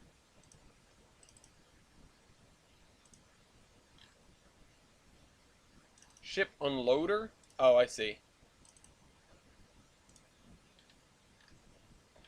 Ship route. Drivable 7-meter water route. That's actually interesting. That's clever. Futuristic warship looks like the Zoom whale. Peter Wessel aircraft carrier. Container ship, ferry, MV European Highlander, SS Liberty ship. Well, those are nice, but they are very low poly. Tanker ship. Wood ships. Oh. Warship. Oh. Okay. So, we just downloaded some other stuff from this guy. SGV. Anime ship.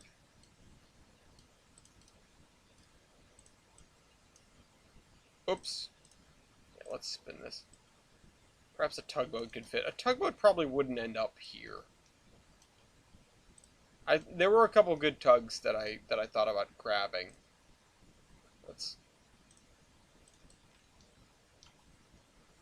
But these two will probably do fine.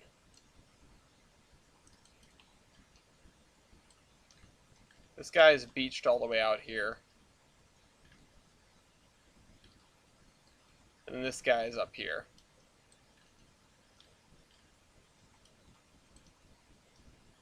So, yeah. There we go. I need some piles of scrap down here for grabbing by the crane.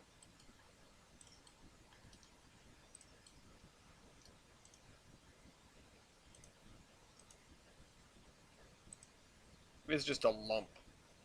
It's just a lump of scrap.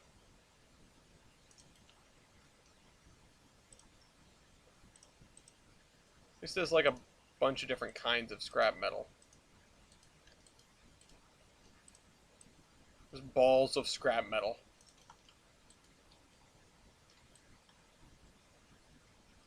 Oh, well, I mean, what are you going to do?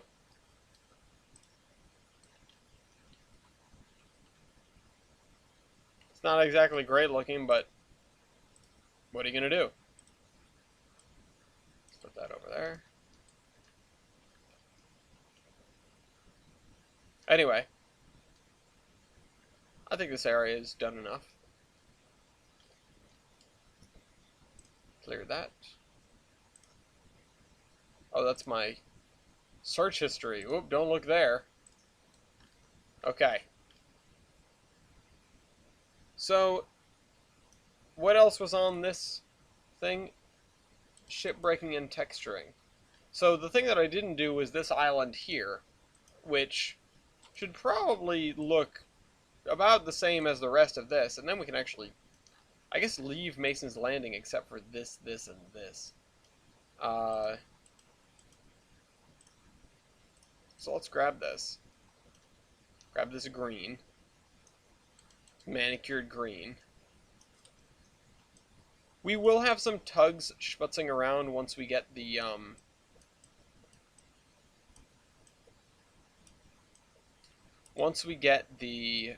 invisible rail stuff sorted. Because then we'll actually have stuff like AI controlled boats that are driving up and down the river. That's the ultimate goal here. That shouldn't surprise anybody.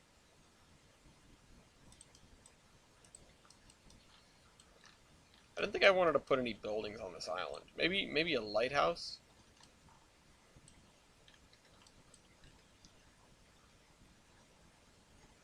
So we don't have a lighthouse over here yet, do we?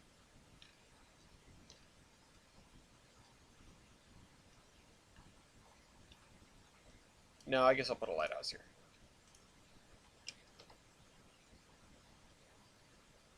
Oh, I have a Liberty ship.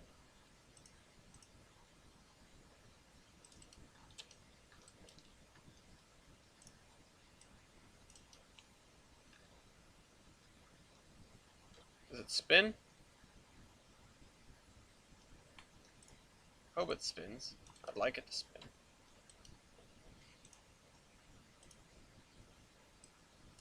Let's flatten this area out. There we go. Let's turn up the sensitivity so we can flatten faster. There we go. That's a difference.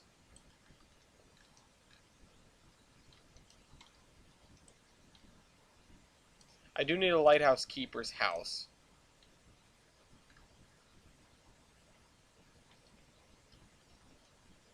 Not a cricket keeper, thanks. Hold on. Where is it?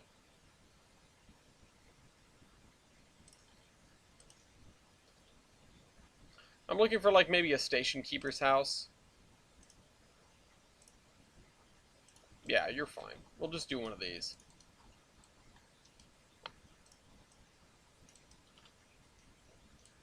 It's not like you're in the middle of nowhere.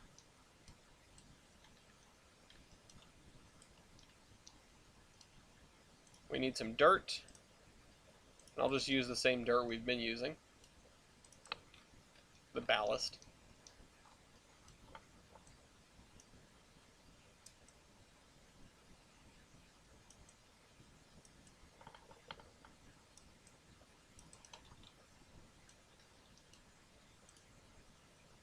Flatten this area out.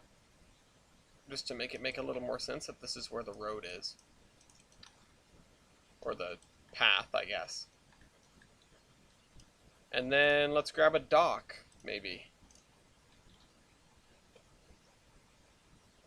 Not that kind of dock.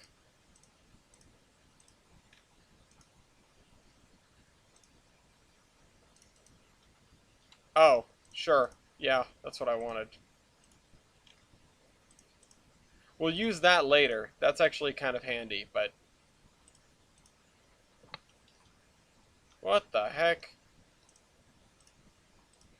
Coal dock, loading dock, fisherman's wharf. We have some dry docks. We don't just have like a dock. Oh, do we have a Nope. We don't have any just tiny little docks? Hold on. I guess I'm gonna have to get one off the DLS. Dock. Dock station. No. Wooden dock straight 60 feet. Download. That's what I'm talking about.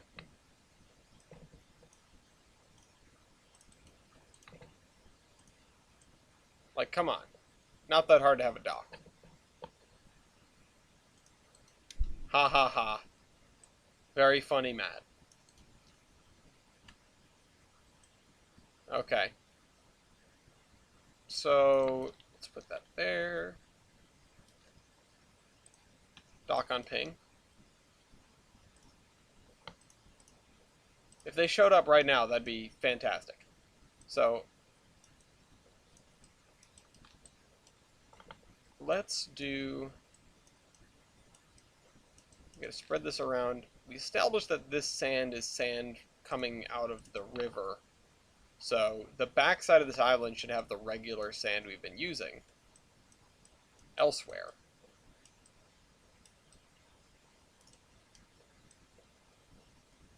And I'm only filling in what I can see. I know there's areas that I cannot see that are still grid, but we'll fix that at some later date.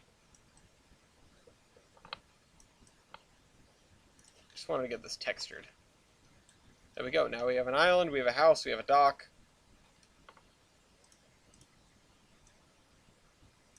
Not something I need to go into extraordinary detail with.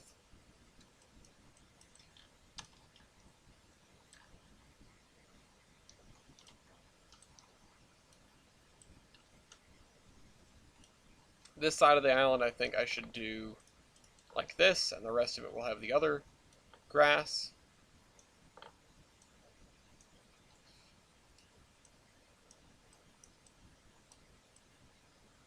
Just picking one of our handful of textures. Oh, search jetty. Jetty. Ah, thank you, Trist. I didn't even think about that. I wonder if that would give me any results. I will check in just a second. Because that is a good idea. We're down to like an hour left of this, too. We haven't even started working in the spreadsheet. I want to get to that, too. But I really do want to get this done. The spreadsheet can wait, honestly. Getting this terrain, or this texture stuff done here will be a genuine, like, serious accomplishment. Whereas the spreadsheet stuff, there's going to be way more work on this front than there ever is going to be on the spreadsheet front, unless we decide to totally redo those, which I don't want to do. I think they're messy enough. Maybe I could redo them a little bit, but there are so many variables. I don't envy the people that do this in real life. And I'm sure that there are programs and, you know, procedures for doing it that I just don't know. But I'm not envious, that's for sure.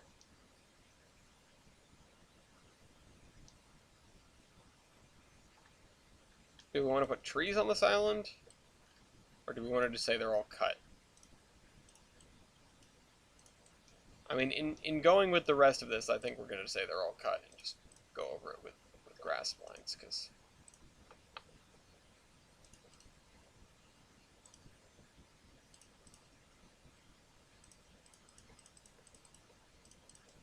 I need wider splines than this to fill in these areas. Why am I doing it like this? To make it haphazard. Because grass is not uniform. It's not uniform density, and it doesn't go in uniform directions unless you mow it all the time, which definitely isn't happening here. I just need to have it covered. It doesn't need to be pretty. In fact, it's better if it isn't. Because if you're trying to make it look, quote-unquote, organized, or if you're going through it in a way that is pattern-rific, then it's not going to look good. It's not going to be right.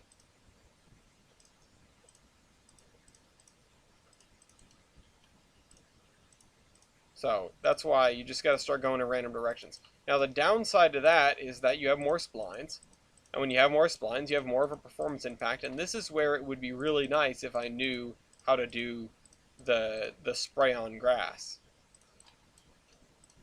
which I don't, as previously mentioned. But we have our little treeless island here. Honestly, I could have done a little farm on this island, and maybe I will, but not, you know, and I kind of wish I had thought of that, because I would have done that. I should have put a farm on this island. But I'm not worried about that now. It would have been cute. You could write a little story about the folks who live in this in this lighthouse keeper's house and have this farm, and it's a little complex, but not too bad.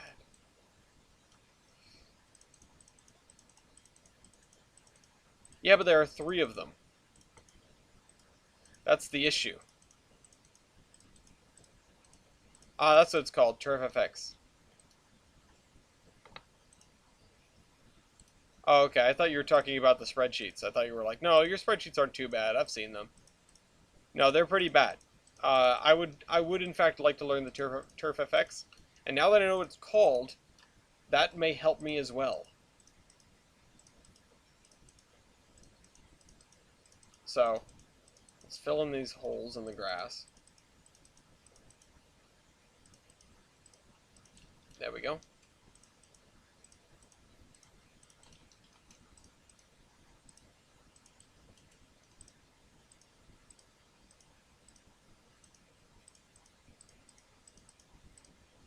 And bam.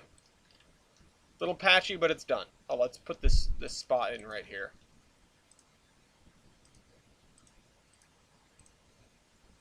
There we go. So, crack my back. We got our little island, our little lighthouse. We've got everything on this side except for the things back of the bay. In this corner of the town.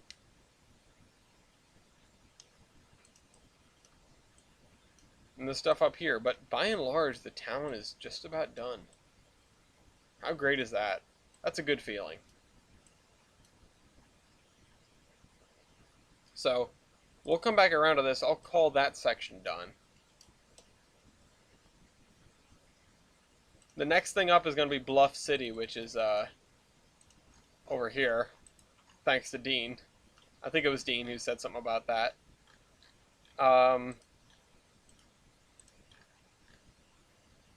And that's the scenery stuff.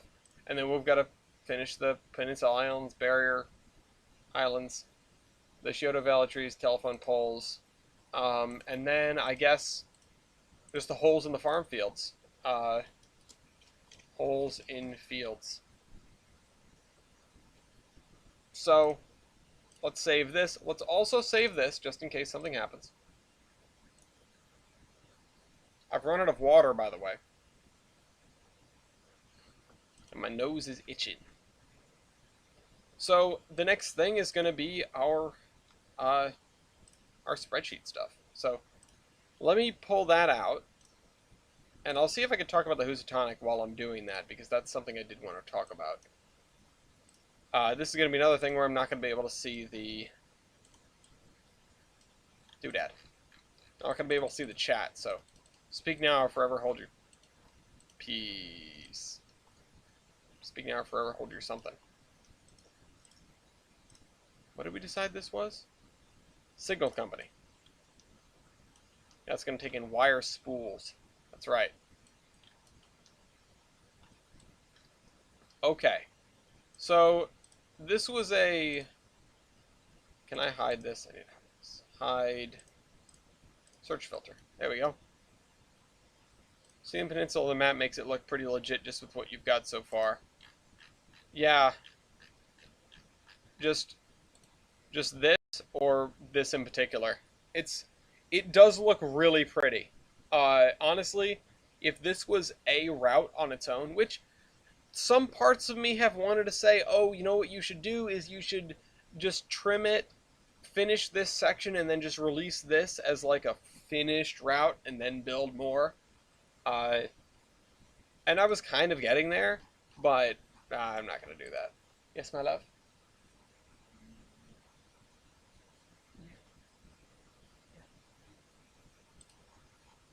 Anyway, Sorry, he's just simping real quick. Oh, I'm the one who's simping. Shut up. Oh, at some point you're going to be out of that boot and you're not going to be able to say that anymore. Anyway, I love you. Yeah. Women. Okay. So, as it is written, it's the industry settings and getting them into the spreadsheet. Now, I think getting them into the spreadsheet is the most important part because then we can use that to calculate the settings. We also need to figure out what... Yeah, thanks, Matt. We need to figure out what exactly we are moving into this thing, which I believe last time I checked this was wire coils. Oh, we didn't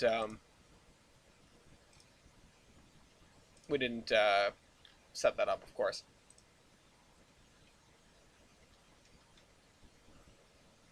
Flat car for coil steel, flat car my assets in main queue. I think this is one of them. Flat stock, blah blah blah blah blah. Railroad ties. I think I have something that uses those. What is this?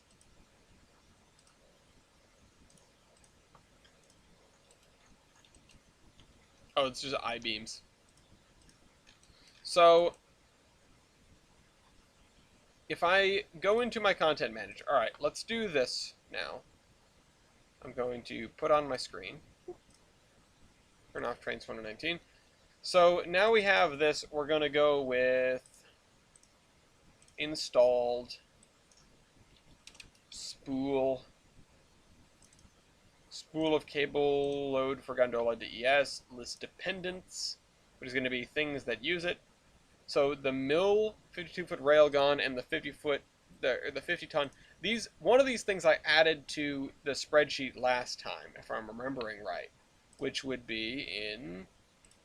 No, that's the wrong thing. In here. In here. No. Yes, wait, freight cars and loads. That's right. So, 50-foot flat car PRR, that one isn't it. So it must be the other one. Or, Gondola, mill, 52-foot railgun versus Gondola. So they'll both start with Gondola. Okay, no, I guess I don't have either of them in here. So I will need to add one of them, whichever one I decide is more useful. Which is going to be the first hurdle. ACF 50-ton PRR DES. Oops. Oops. ACF 50... There it is. So there you are. Oh my lord. Okay, so that's one of them. And then the other one's right here, right underneath it. This one is definitely more usable and more useful. So we will do this. Even though this is clearly the more modern car and looks significantly more out of place, it is a lot more usable than this. If someone can reskin this, and by somebody I mostly mean Matt, because he's the one that does all this work, and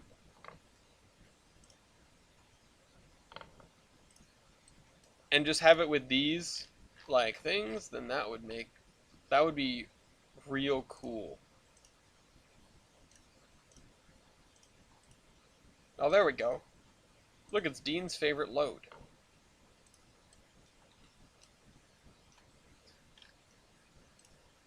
So, anyway. But I accidentally deleted the load. Put it back. All joking aside, I do need to get this one into the thing. The Gondola Mill 52-foot railgun, and then the other one is the other one. ACF 50-ton PRR DES. We're going to need some sort of gondola, and I know I have other gondolas, but none of them have this spool load, and that's what I need. By the way, we should check where that spool load is. That's... Nope. Culvert, large logs, steel beams. Steel coils. Spools of cable. Strange thing. What is this? Strange thing. Okay. These are not very functional assets, I'll say that much. But we're going to use them. So which should we find? Steel frame, tarp load. Oh, tarp load. We can probably use that instead of the other thing that we were having trouble with. Spools of cable. So that's what we need. This guy right here. Which means for starters, we need this gondola. We can't really add anything else to the spreadsheet without this gondola. So let's put it in. This is where the tedium begins. This is where the tedium sets in. So this is G for gondola, so FG. GO comes after GN. So I need to insert 3 to the left. Units, Q, item. We're also going to need to merge and center those things. We're going to need to place a border on that side. And we're also going to need to clear all of the highlighting from inside these, or at least make it the background color, which I think is that gray. Yeah. Although not these squares. And then down here, I think we messed that up too. But not these squares. There is a method to this madness. So this is gondola, mill, 52, oops, that's 25. 52 foot railgun TS12. That's what it is. And we need to just make these wide enough that it's legible, I think. In my humble opinion, I'd like to read this. Oh, crap. Carefully, gosh darn it.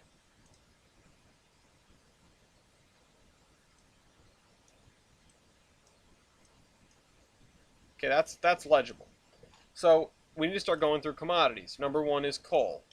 Coal is under C. Coal is here. Max load is 50,000. So 50000.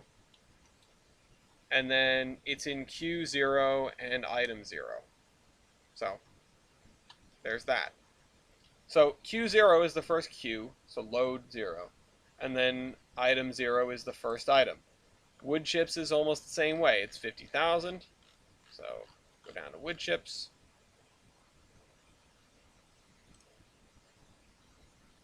$50,000. And then 0, it's in queue number 0, so load number 0 and item number 1. The reason we have this is because we have an auto-loading command that uses these numbers to pick the right load. And it can't go over 9, which is why this one is much more useful than the other one. It's not just because of the different commodities that are available, it's the organization of them. Limestone aggregate, 50,000. Oh, sorry, 28,000. 28,000. And this is Q1, item 0. Likewise, gravel, comma, loose. And I'm trying to match these loose. It's gravel loose. Everyone always spells loose, L-O-O-S-E, which is wrong. But spelling loose like lose is a new one for me. So 28,000, and the Q is Q1, and this is item number 1. Next Q, casting sand. I think that's a new one. We might have to add a new row for that. Yes, we do. So C-A-S. S comes before T in the alphabet. So casting sand. Oh, fudge. Scroll back over. Remind me not to do that anymore. Although, in fairness, finding the things where the formatting is messed up because of doing that is not necessarily a bad thing. Go over. Oh, okay. Okay, there's nothing else. Gondola mill, 52-foot railgun, blah, blah, blah. 25,000. This would be load 2, Q1. And we'll go through and figure out what to label each one as we get there. Then we have just regular sand with a capital S, although I'm not sure we have this sand in before. I'm not sure I've seen it before. No, we actually don't have this sand. Coarse, smooth, and wagon. I don't know what these different sands are. Let's do some investigation, shall we? I know we're getting off track a little bit, but this is how it goes.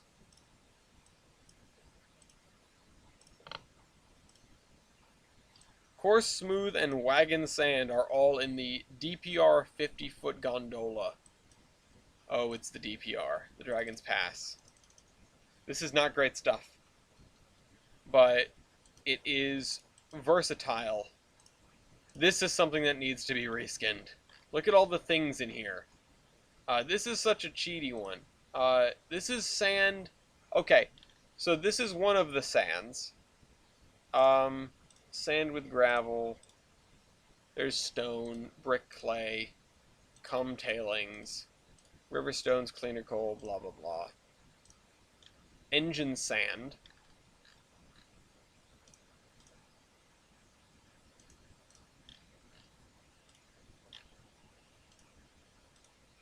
Oh, we do have this sand.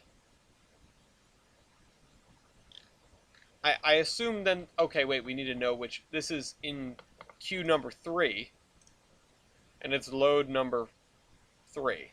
So this is labeled smooth sand.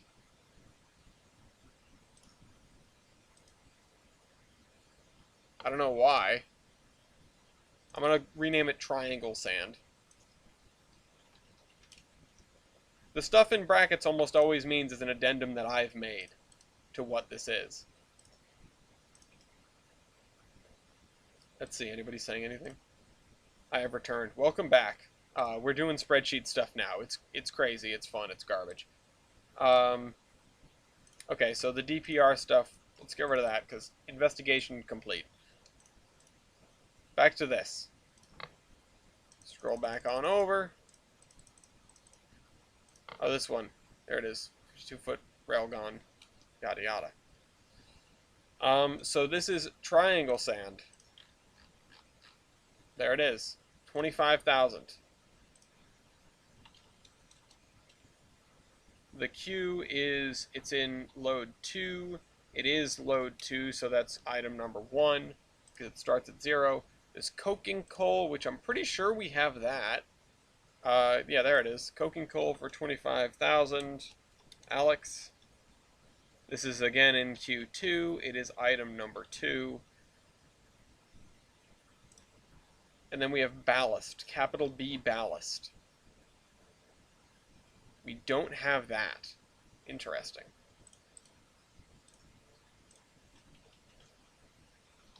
Ballast. So 25,000. This is in Q2. It's item number 3. Next queue. Oh boy, we have a lot to go here. Cement. Yes, we do have that. That is max load 9,000. That seems kind of low, but whatever. Max load 9,000. That is load number 3, item number 0. Next thing is iron ore. Iron ore. Iron ore right there. 9,000. Load 3, item 1. Copper ore. Copper ore. Interesting. We do have that. 25,000. Sorry, 9,000. There's no way that can be right. Load 3, item 3. Zinc ore. Now I feel like I'm playing Minecraft. Coggers, anyway.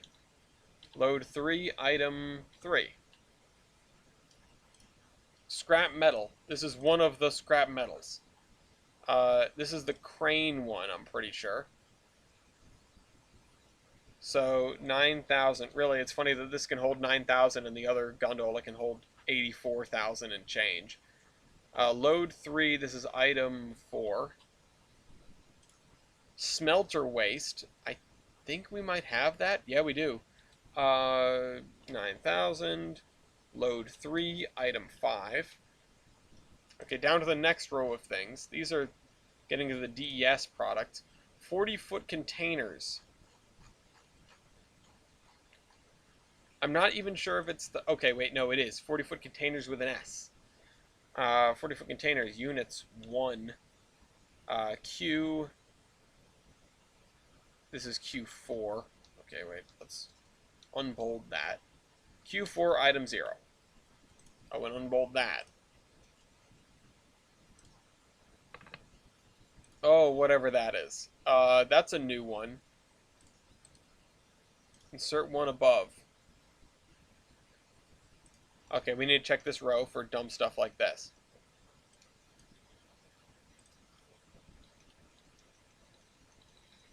Is there anything else that takes that? Nope.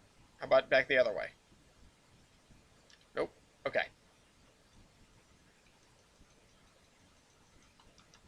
It's always the gondolas. This is 5 STHLROHRE, 75 centimeters, 12 space meters. Okay. Units. This is, oh, sorry. There's one of it. Oh, we need to get rid of that. One of it, Q4, item 1. Sorry, item 1. Next thing, 40-foot log stack. Log stack, all one word. 40-foot log stack right here. Units 1, Q4. Yes. Item 2. Concrete culvert load. Oh boy, this is a long one. I'm amazed we haven't had this one before. CON, which comes before COP.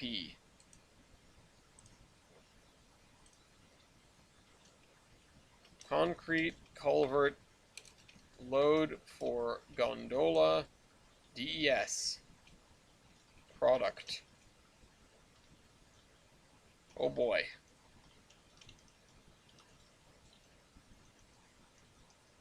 What have we messed up with this one? Right there. Oh, there's another one. Right there and right there.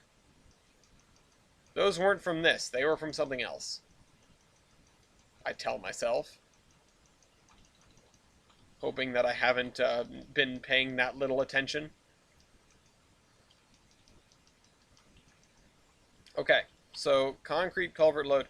So that's, we get 1. Everybody gets 1. This is load, or sorry, it's Q4. And it's item 3. God, so much stuff here. I feel like we're going to be adding a lot of things. So I guess we'll just fix the other rows when we're done with it. Culvert long load, CULV.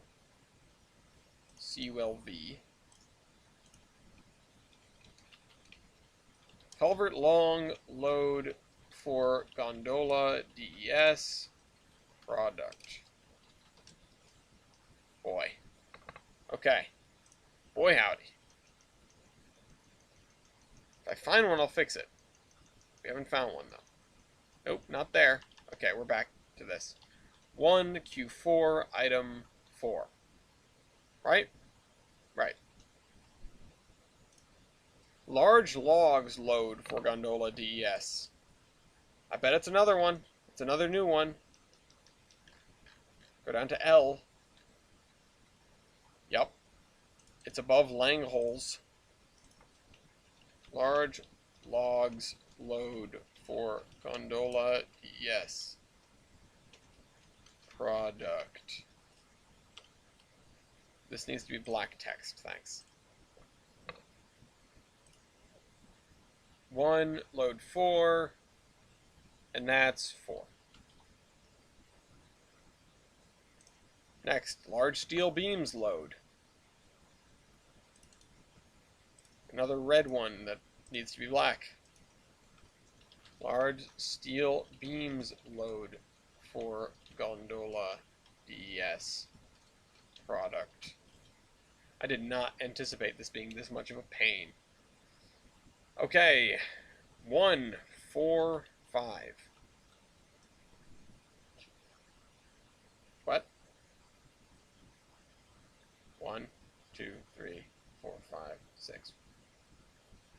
0, 1, 2, 3, 4, 5.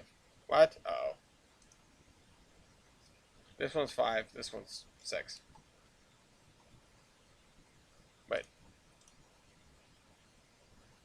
0, 1, 2, 3, 4, 5, 6. Yeah. Okay. Somebody probably noticed that before me. Lumber load for Gondola DES. LU. I don't know why I started going up.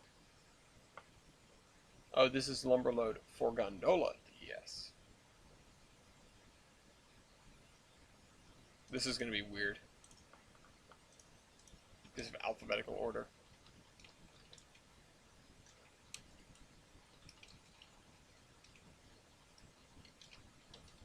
Why do they all need to say product? And back all the way over to it. There we go. We get 1. It is load. Oh, it's in, yeah, Q4. It's item 7. Because it comes after the last one we just did. There's one. We fix that. Don't like looking at the broken stuff. We're almost to the end of the section. Pipe load 1 for Gondola DES. Jesus Christ. Pipe load 1 for Gondola DES. Pipe load 1 for... Oops, not a capital.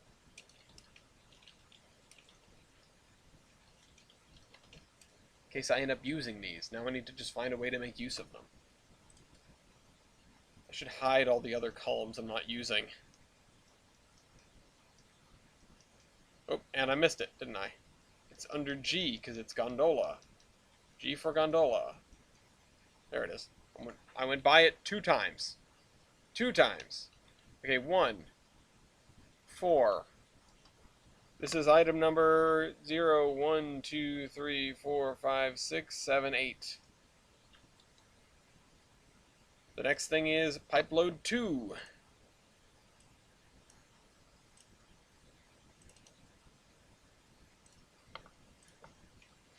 Pipe load 2 for Gondola DS. Oops. DS. Product.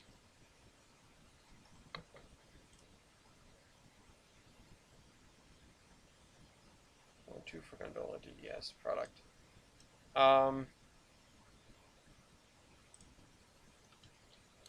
1, 4, 9? Yep. Next thing is, like, sheet metal. There it is. Sheet metal load for Gondola DES. QRS.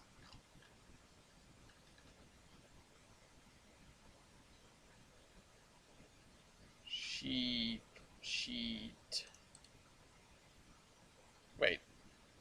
T comes after P. I know the alphabet. Sheet metal load for Gondola DS product. 1, 4, 10 question mark? Yep, 10. Last one, steel products. What the heck is that? ST. STE. Steel products, so STELP.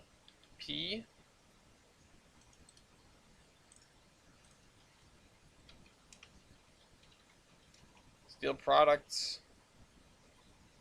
Oh, there's no capital P. Pierren 2. I'm not going to ask where number 1 is. I'm sure we'll find it later. 1, 4, 11. Okay. Whew. We've still got so many more to go. Oh my lord. This is the rest of the episode, guys. Buckle up. I can't even respond to your comments. Organize. We can never enough spreadsheets with the hell is...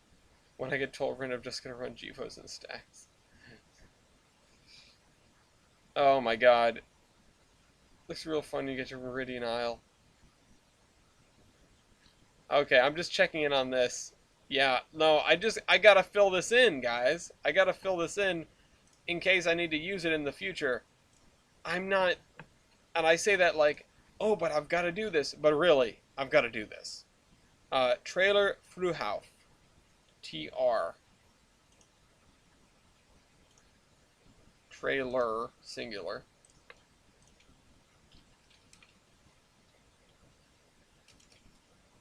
Fruhauf. 01. Also fits 1. This is load 5, and this is item 0. Woohoo, back to 0. Truck Volvo A25. Truck Volvo A25D01. 151. I Traeger. I had a feeling we had this one before. Okay, so that one's at least done for us. 5, 2. Steel frame load for Gondola.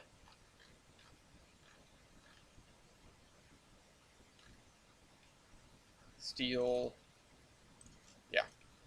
Steel frame load for Gondola DS product.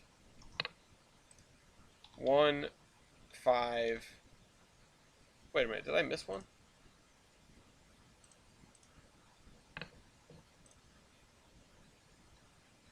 I did. We'll come back to that in a second.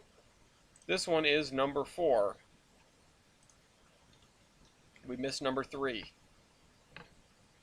which is steel coil load for Gondola DES. Steel coil load.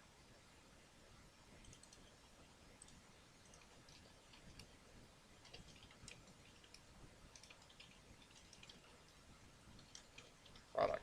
I'm noticing that I'm being a little inconsistent with what comes first, numbers or letters, in terms of alphabetical order, but I'm not too fussed by it, honestly. Maybe someday I'll come through and I'll fix that. I missed it. It's back here. There it is. This is 1, 5, 3. At some point, I'm going to give out the winning lottery numbers. Get ready for that. Tarp load for Gondola DES.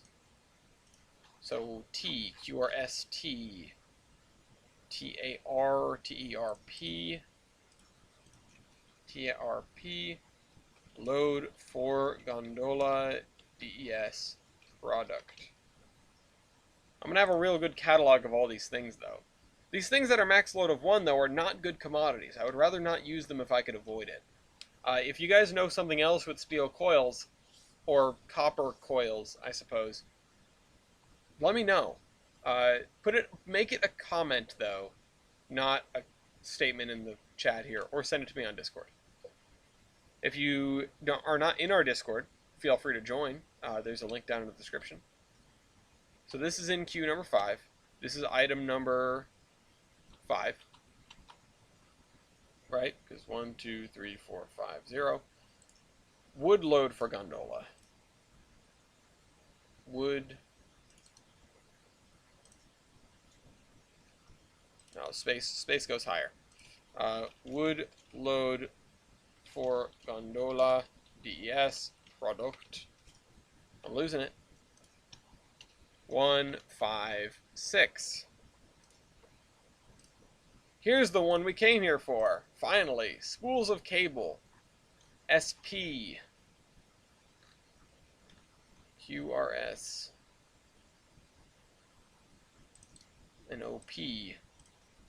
Spools of cable load for Gondola DES. I apologize to those of you that came here to watch me build a trains route. I need this gondola, I guess. 1, load 5, item. This is item 8 now. Item 7. 1, 2, 3, 4, 5, 6, 7. This is item 7. These are in bold for no good reason. Hello, I'm entering something into my spreadsheet. This is what my life has become. Strange. Strange. Doctor Strange. STR. STR is going to be at the bottom of that. Strange thing load for Gondola DS product. I'm going to assume that Dave Snow saw something weird and then made this load in reference to it and not just named his thing Strange Thing, because that's not helping anybody.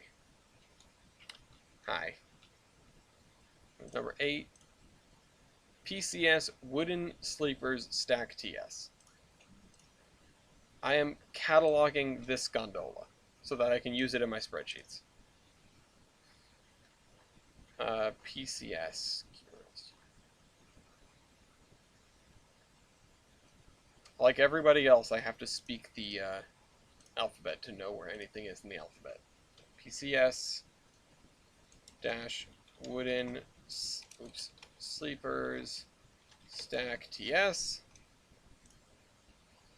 Max load of 1. Queue number 5. This is load number 9, I believe, if my memory serves. 1, 2, 3, 4, 5, 6, 7, 8, 9. Yes. Sam P. Track repair kit. Yeah. Be careful. You keep coming up behind me. We'll eventually end up Sam P. Track repair kit TS. 1, load 5, and this is item number 10. 1, 2, 3, 4, 5, 6, 7, 8, 9, 10. I literally cannot remember a singular number. Boy, that sucks.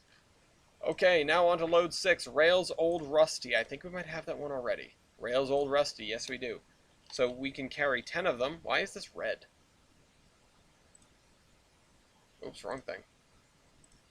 This whole row is going to be red, so let me just fix it in advance. We can carry 10 of them. It's load 6, item 0. I'm going to pass out in my chair. Steel slab hot. Do we have that? Steel. We don't have steel. Oh, we do have steel slab hot. 10 of these. We can carry 10 hot steel slabs. Nice. 6. Item 1. Okay, on to number 7. Cement bag pallet. We might have this one too. I think we do.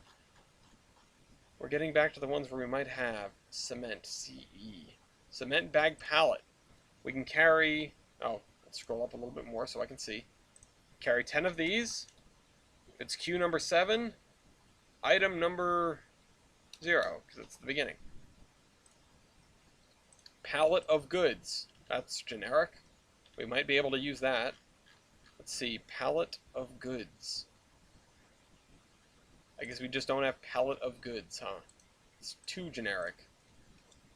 Pallet of goods. Carry 10 of them. Load 7. Item 1. I put load 7 on the last one, right? Let me just double check. Yep. Okay, tractor tires. That's T. T-R-A-C.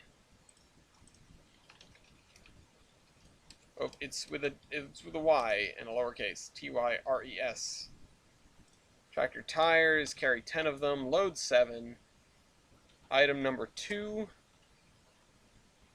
Show that turd who's boss. Mobile oil drums. That's specific. M is in the middle here. There's not a lot of M's. I went past it twice. M-O, which is going to be the bottom of this. Mobile oil drums. So that is 10 of those. Load 7. Item 3. MT 2.4 meter. Oh, wow. Whoa, wait a minute, we have pallets. This is a gold mine. We actually have pallets. So these are going to be used in a lot more places going forward, because I didn't know I had pallets. empty, EM. We're like 30 minutes into me sifting through commodities, and now I find one that's useful. Empty 2.4 meter pallets. Those of you that have stuck through me through this entire spreadsheeting, this is what I hope you've been waiting for. 10, 7. I'm not actually sure we'll be able to auto-load these. That presents a little bit of a problem. This is number 4. Aluminum sheets. Somehow I don't think we have aluminum sheets yet. But we do. We do. Hopefully it's the same aluminum sheets. Max load 10, 7. This is item number 6, 5. Item number 5. Oh, we have the general goods. We have the general goods, the box one, right?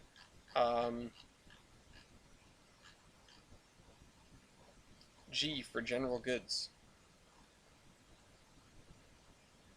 General goods in or out. Now, which one is which? I don't remember which one is which. Okay, wait. This is the one that's produced. So out is the box one. Let me just make a note of that. Box. In. Crate. Okay. These can carry general goods too. That's also helpful. 10. 7. 6. Alright, and it keeps going. Steel coil, 2x2. S is down here. Steel coil, 2x2 meters. That's you. You can carry 4 of them. In load 8, your number 0. Steel coil, 1.5 by 1. We don't have this. Oh, wait. Wait. We do. It's right there. I was moused on it. Max load 4, load 8. We can carry, or sorry, this is number 1. Okay, whatever that says. It starts with a K. By any chance do we have it? I don't have to spell it out. Nope. I would not be so lucky. Cable roll. So cable roll. Care. 2M. Dirchum. I might use this because it's a max load of 4, which means we can do it in 1 car. Cable roll quer 2M Dutchum. 4. 8. And then this is item 2. Galvanized steel coil. This I'm almost certain that we have. G for galvanized. G goes above H. GA, galvanized steel coil, right there. 4, 8, 3. YZ. Okay, scroll down to the bottom. No, we don't have anything else that starts with Y.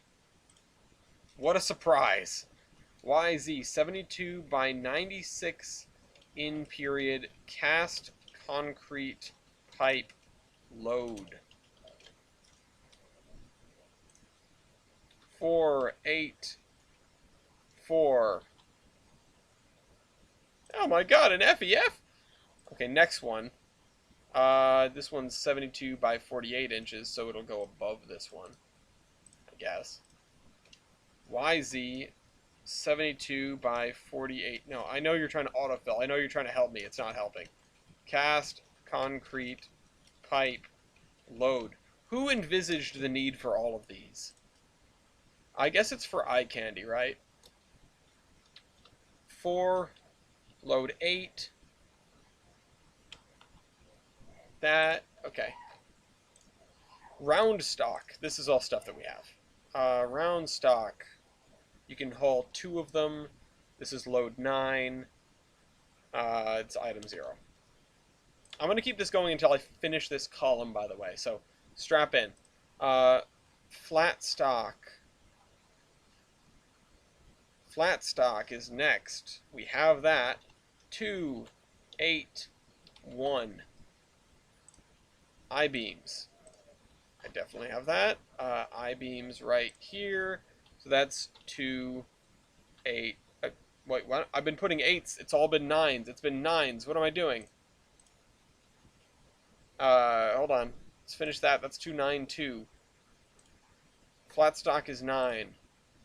What else have I messed up? The round stock. I'm getting tired, guys. I'm making mistakes. This is why you don't devote your... Oh, that one I did right. I was so excited to almost write 282 is what happened. 20-foot containers. Back to the top. 20-foot containers. I can take 2 of them. They're in load 9. This is bold for some reason. They are item 3. Load weld... Oh, God. What is this? L. L-O. L-O-A. Load weldment 1A undercoat.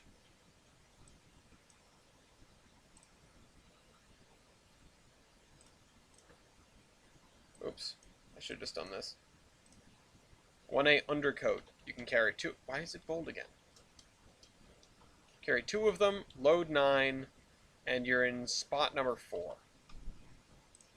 Load weldment 2 undercoat. Load weldment 2 undercoat.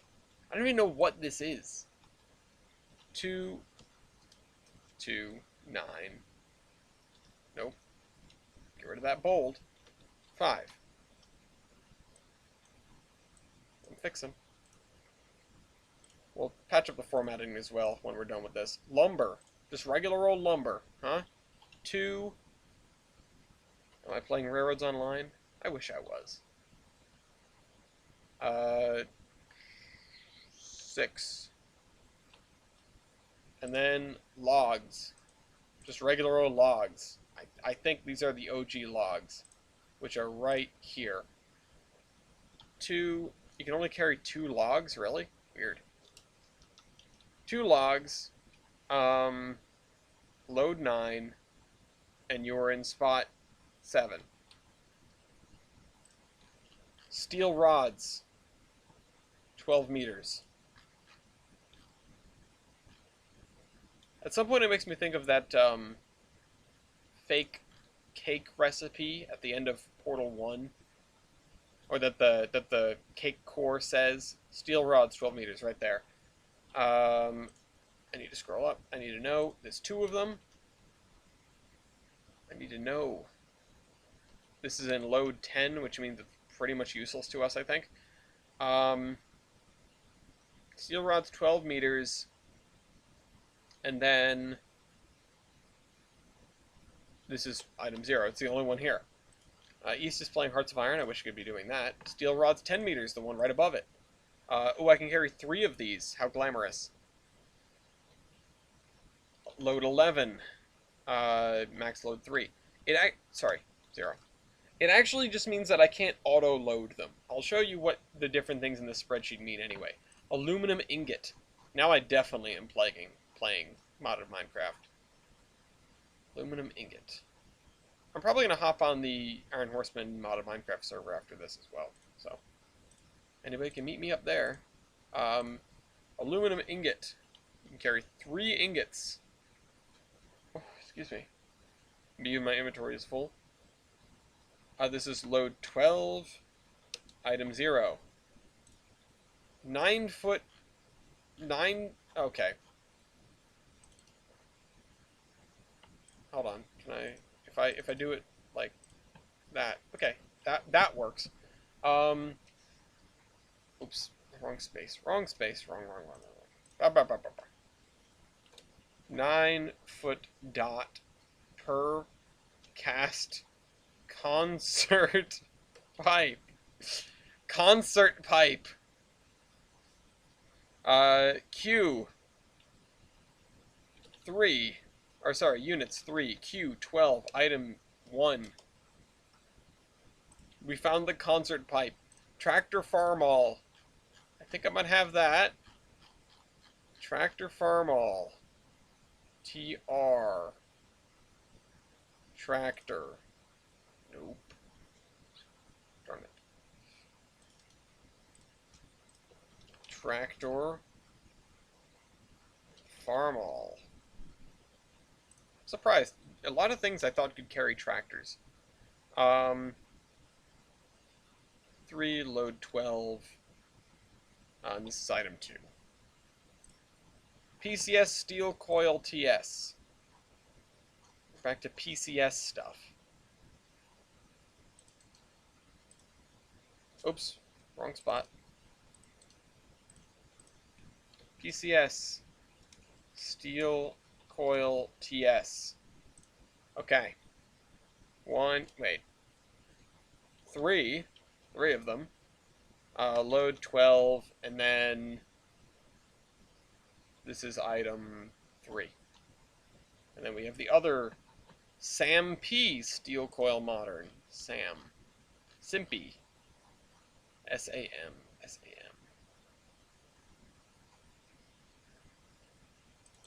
S comes before T, so Sam P Steel Coil Modern TS. 3, 12. Oh, this is it. We're done. Yippee! What are you guys saying? Have you guys all lost it yet? Is anybody still here? There are still people here. I'm stunned. Thank you all for sticking around for this adventure. This is Subjects West. This Pigtail, how are you doing? Hi, Sherry. Hi, Mason. Hi. Okay, everybody's here. Okay. Okay. Next up, first of all, we need to get rid of stuff like this, just as we see it. I'm not going to go up and down every column looking for it, but this is what we need to do. Car load is going to be equal to this, and if it is, like this one, okay. We need to do a certain, we need one step, I'm cutting myself off again and again. These are the standard rail car for a lot of things. What that means is this is the first car we found for this, or at least the, it's standard. It's a standard rail car because it doesn't fit in anything else, basically, or because this is the thing we picked for it first. So that means it's bold. That means it's purple. That's it. That's what the purple means. So we need to go and find the stuff where this is the only one, and do something like this. Paste special, paste format only. Okay, and then equal to that. And same thing here. But if any of these are over, we need to come back to them later. If any of them are over 10, right? Is it 9 or is it 10? Because if it's 10, I'm a little bit less upset. Q or item number too high. Let me check the doodad. Edit session. Driver setup. Let's just add another driver. Sure, you. Well, I don't care if they're all the same. Instant load. Oh, I don't have that. I don't have that thing checked. Oh, instant load. Probably. Okay. Oh, never mind. It can go up to 20 now. That's new. Yes. Okay, so we don't have to worry about it as long as the numbers are under 20, or as long as they are 20 or under. We can in fact load this stuff, which is great. That's a huge improvement. In fact, it means that some of this stuff is now totally loadable, and we'll have to go back and fix that later. So let me make a note of that in my to-do file for maybe next episode or in the future. Documentation. Update unloadable quantities with respect to new command. That's really exciting. And it's 10:01, but like I said, I'm finishing this out. We're doing this. Oh, look at all that.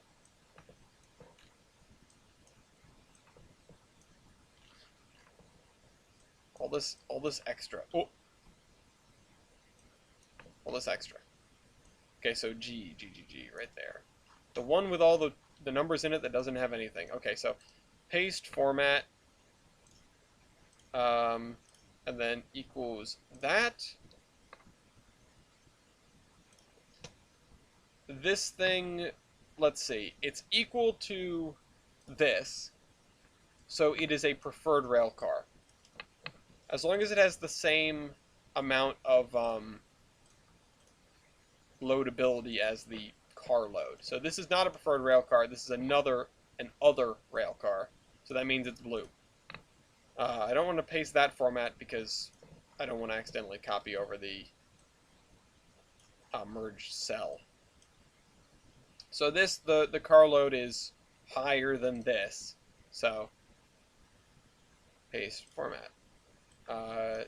This is going to be a preferred. This is also going to be a preferred. This is also going to be a preferred. Basically, the things in green are interchangeable with the cars that we would ideally use for this. Ballast. This is a preferred, or sorry, this is a standard rail car because we have nothing else that does it. Same thing with casting sand. Inserts, paste special, paste format only.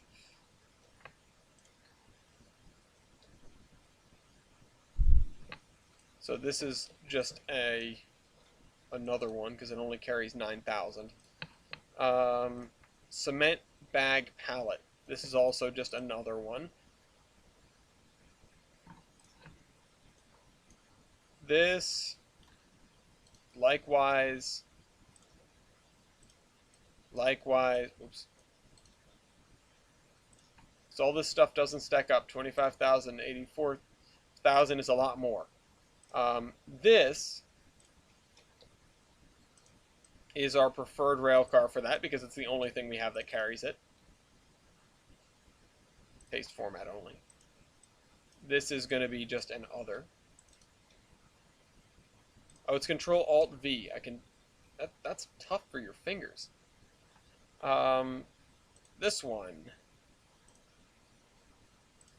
I think I'd rather just use Control-C and then paste.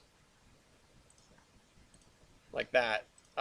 Empty pallets. This is an exciting one. Like I said. Paste format. There we go. Another purple one. This one, flat stock. So this is an interesting occurrence because flat stock, we're going to need to rework the stuff that does flat stock. So I'm going to mark this in yellow.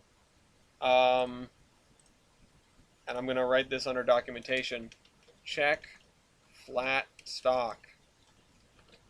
Because there are things that use flat stock. But this is going to be the new preferred rail car because it carries more. Or the new standard rail car, I suppose.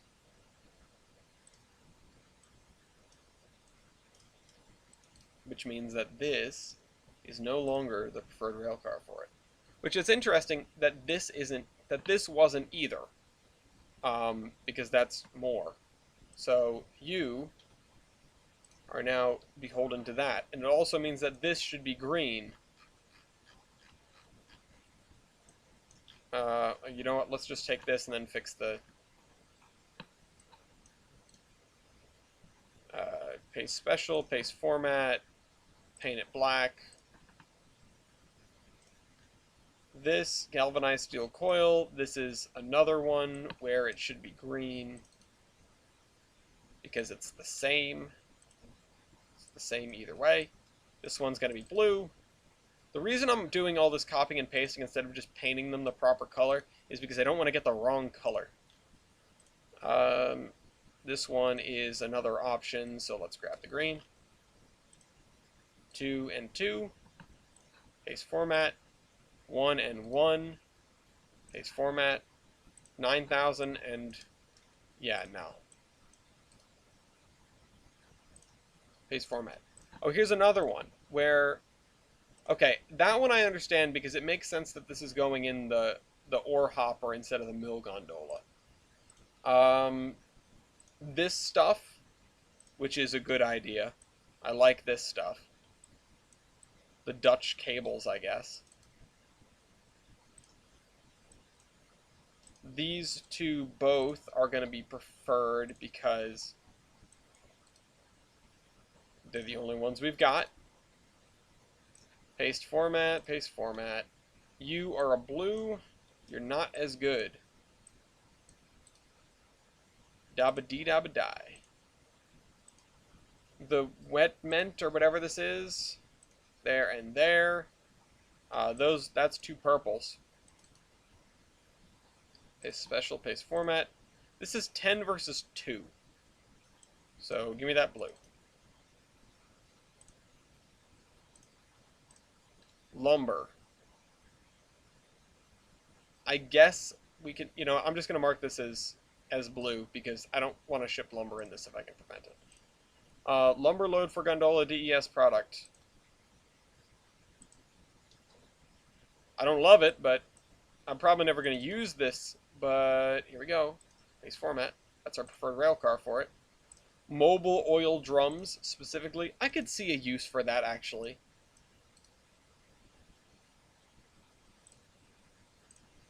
Pallet of goods. I could also probably see a use for that in some very limited capacity.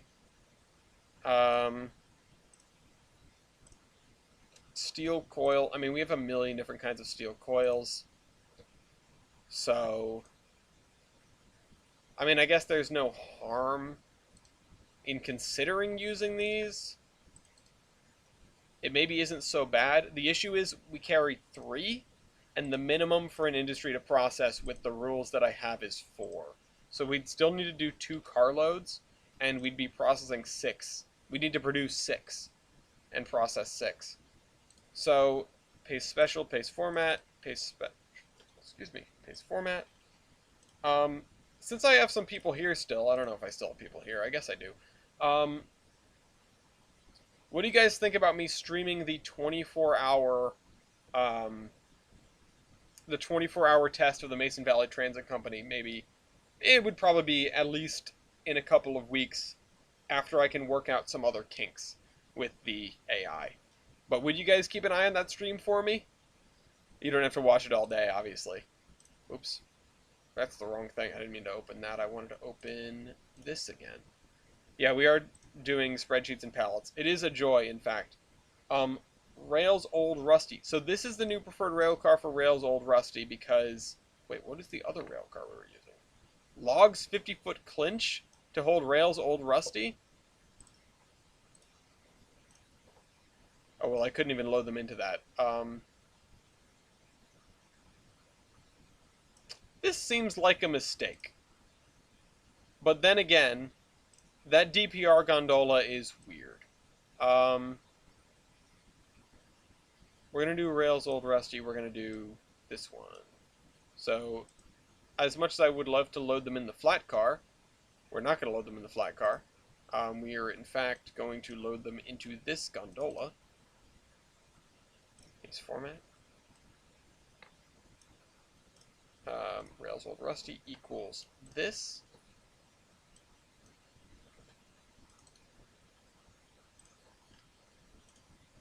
Round stock. So this is just as good. Give me this. Oh, also this needs to be blue because it's no good anymore. We can carry way more than one at a time. Sam, steel, coil, modern. Okay, so these two are preferred because they're the only ones we've got. Copy that. Paste special, paste format. Sand triangle. Nothing special here. This is going to be a blue one. I wouldn't want to carry sand in this thing anyway. Scrap metal crane. Paste special, paste format. Okay, this is another one where we've got no choice on it. I am doubly glad I chose to use this one because we found that other steel coil thing. We don't need to deliver 4 carloads of coils. This one is a preferred. Or, sorry, it's a standard. Standard is obviously the top ranking, as you guys should know.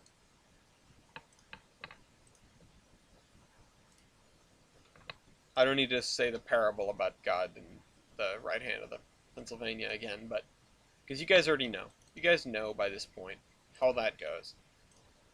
Steel coils, 4 and 4, so that means these are acceptable.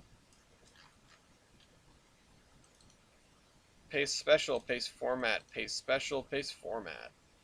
There we go. And these three are all preferred. And I need to do this, just in case something changes. Equals that, equals that. I could have it set up so that it V-looks up the cell with the purple background, I think. But I'm not actually sure how to make it respond to a certain formatting. Tarp load for Gondola DES. That one.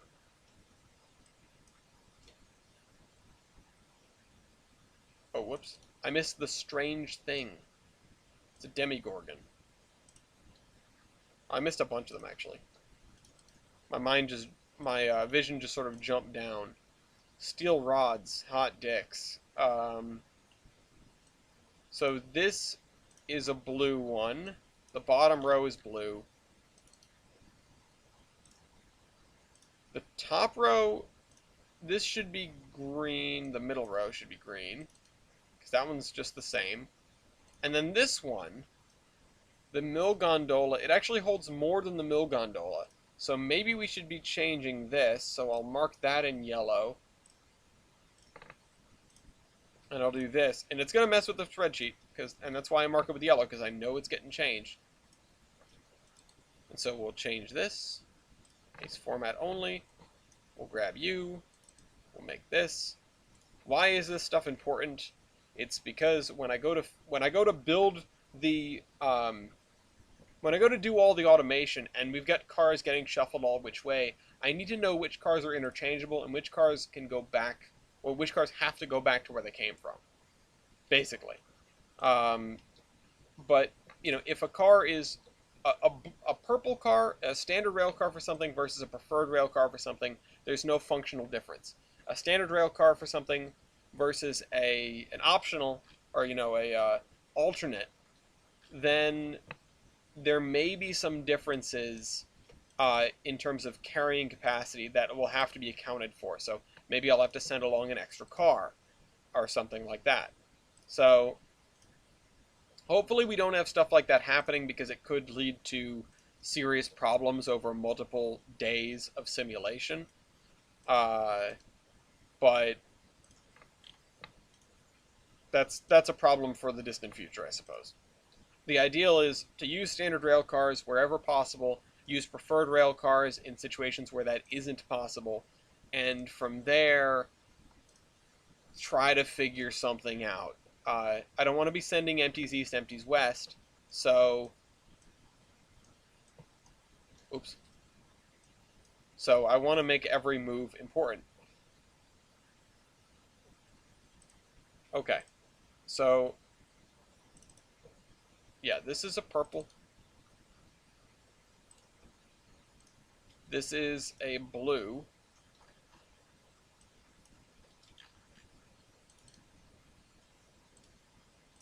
These two are purple, right? Because they both are just this one.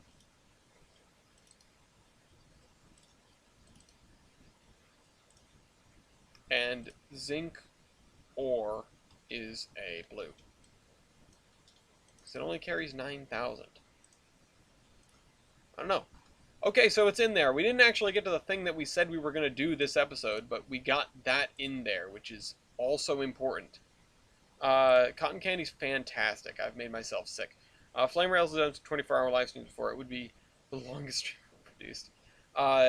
Okay, so in a couple of weeks, when we come back to this next week, actually, we've got a few things on the docket. We've got a little bit of scenery work to do, obviously, but we're not doing this stuff right now. We're ignoring the operations for now, because what we've got to do is we've got to come back to the documentation.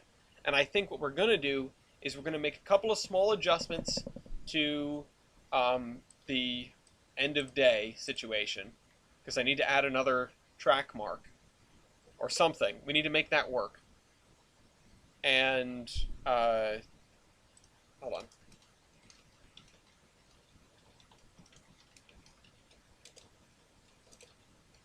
God damn it. End of day problem. So, fix end of day problem. we need to come back, we need to fix that, we need to get it to work, and then while we send off a trolley to do a run, and check not only the actual run, but also this, we will come through and we will check the other stuff into this spreadsheet. So I could have done that at the beginning. If I'd known what we were going to be doing today, I probably would have run the trolleys, gone into driver mode, opened the menu for these, and looked at the different commodities. If I could do that, I'm not sure if I can. But point is, we can dick around in the spreadsheets while the trolleys are doing their test next time. And then, of course, we'll do some of this scenery stuff. I'm afraid of what comes next. Chocolate is greater than other candy. I don't know about that. I don't know. You guys can fight about that all you want. Go make a candy bracket in a series of polls or something. I hope you guys enjoyed this episode of Under Construction. I know most of it was staring at a spreadsheet, but hey, welcome to my life. That's part of Under Construction. We're not just building a trains route, we're building a world. I hope you guys enjoyed this video, and I will see you once again next week. This is the Admiral,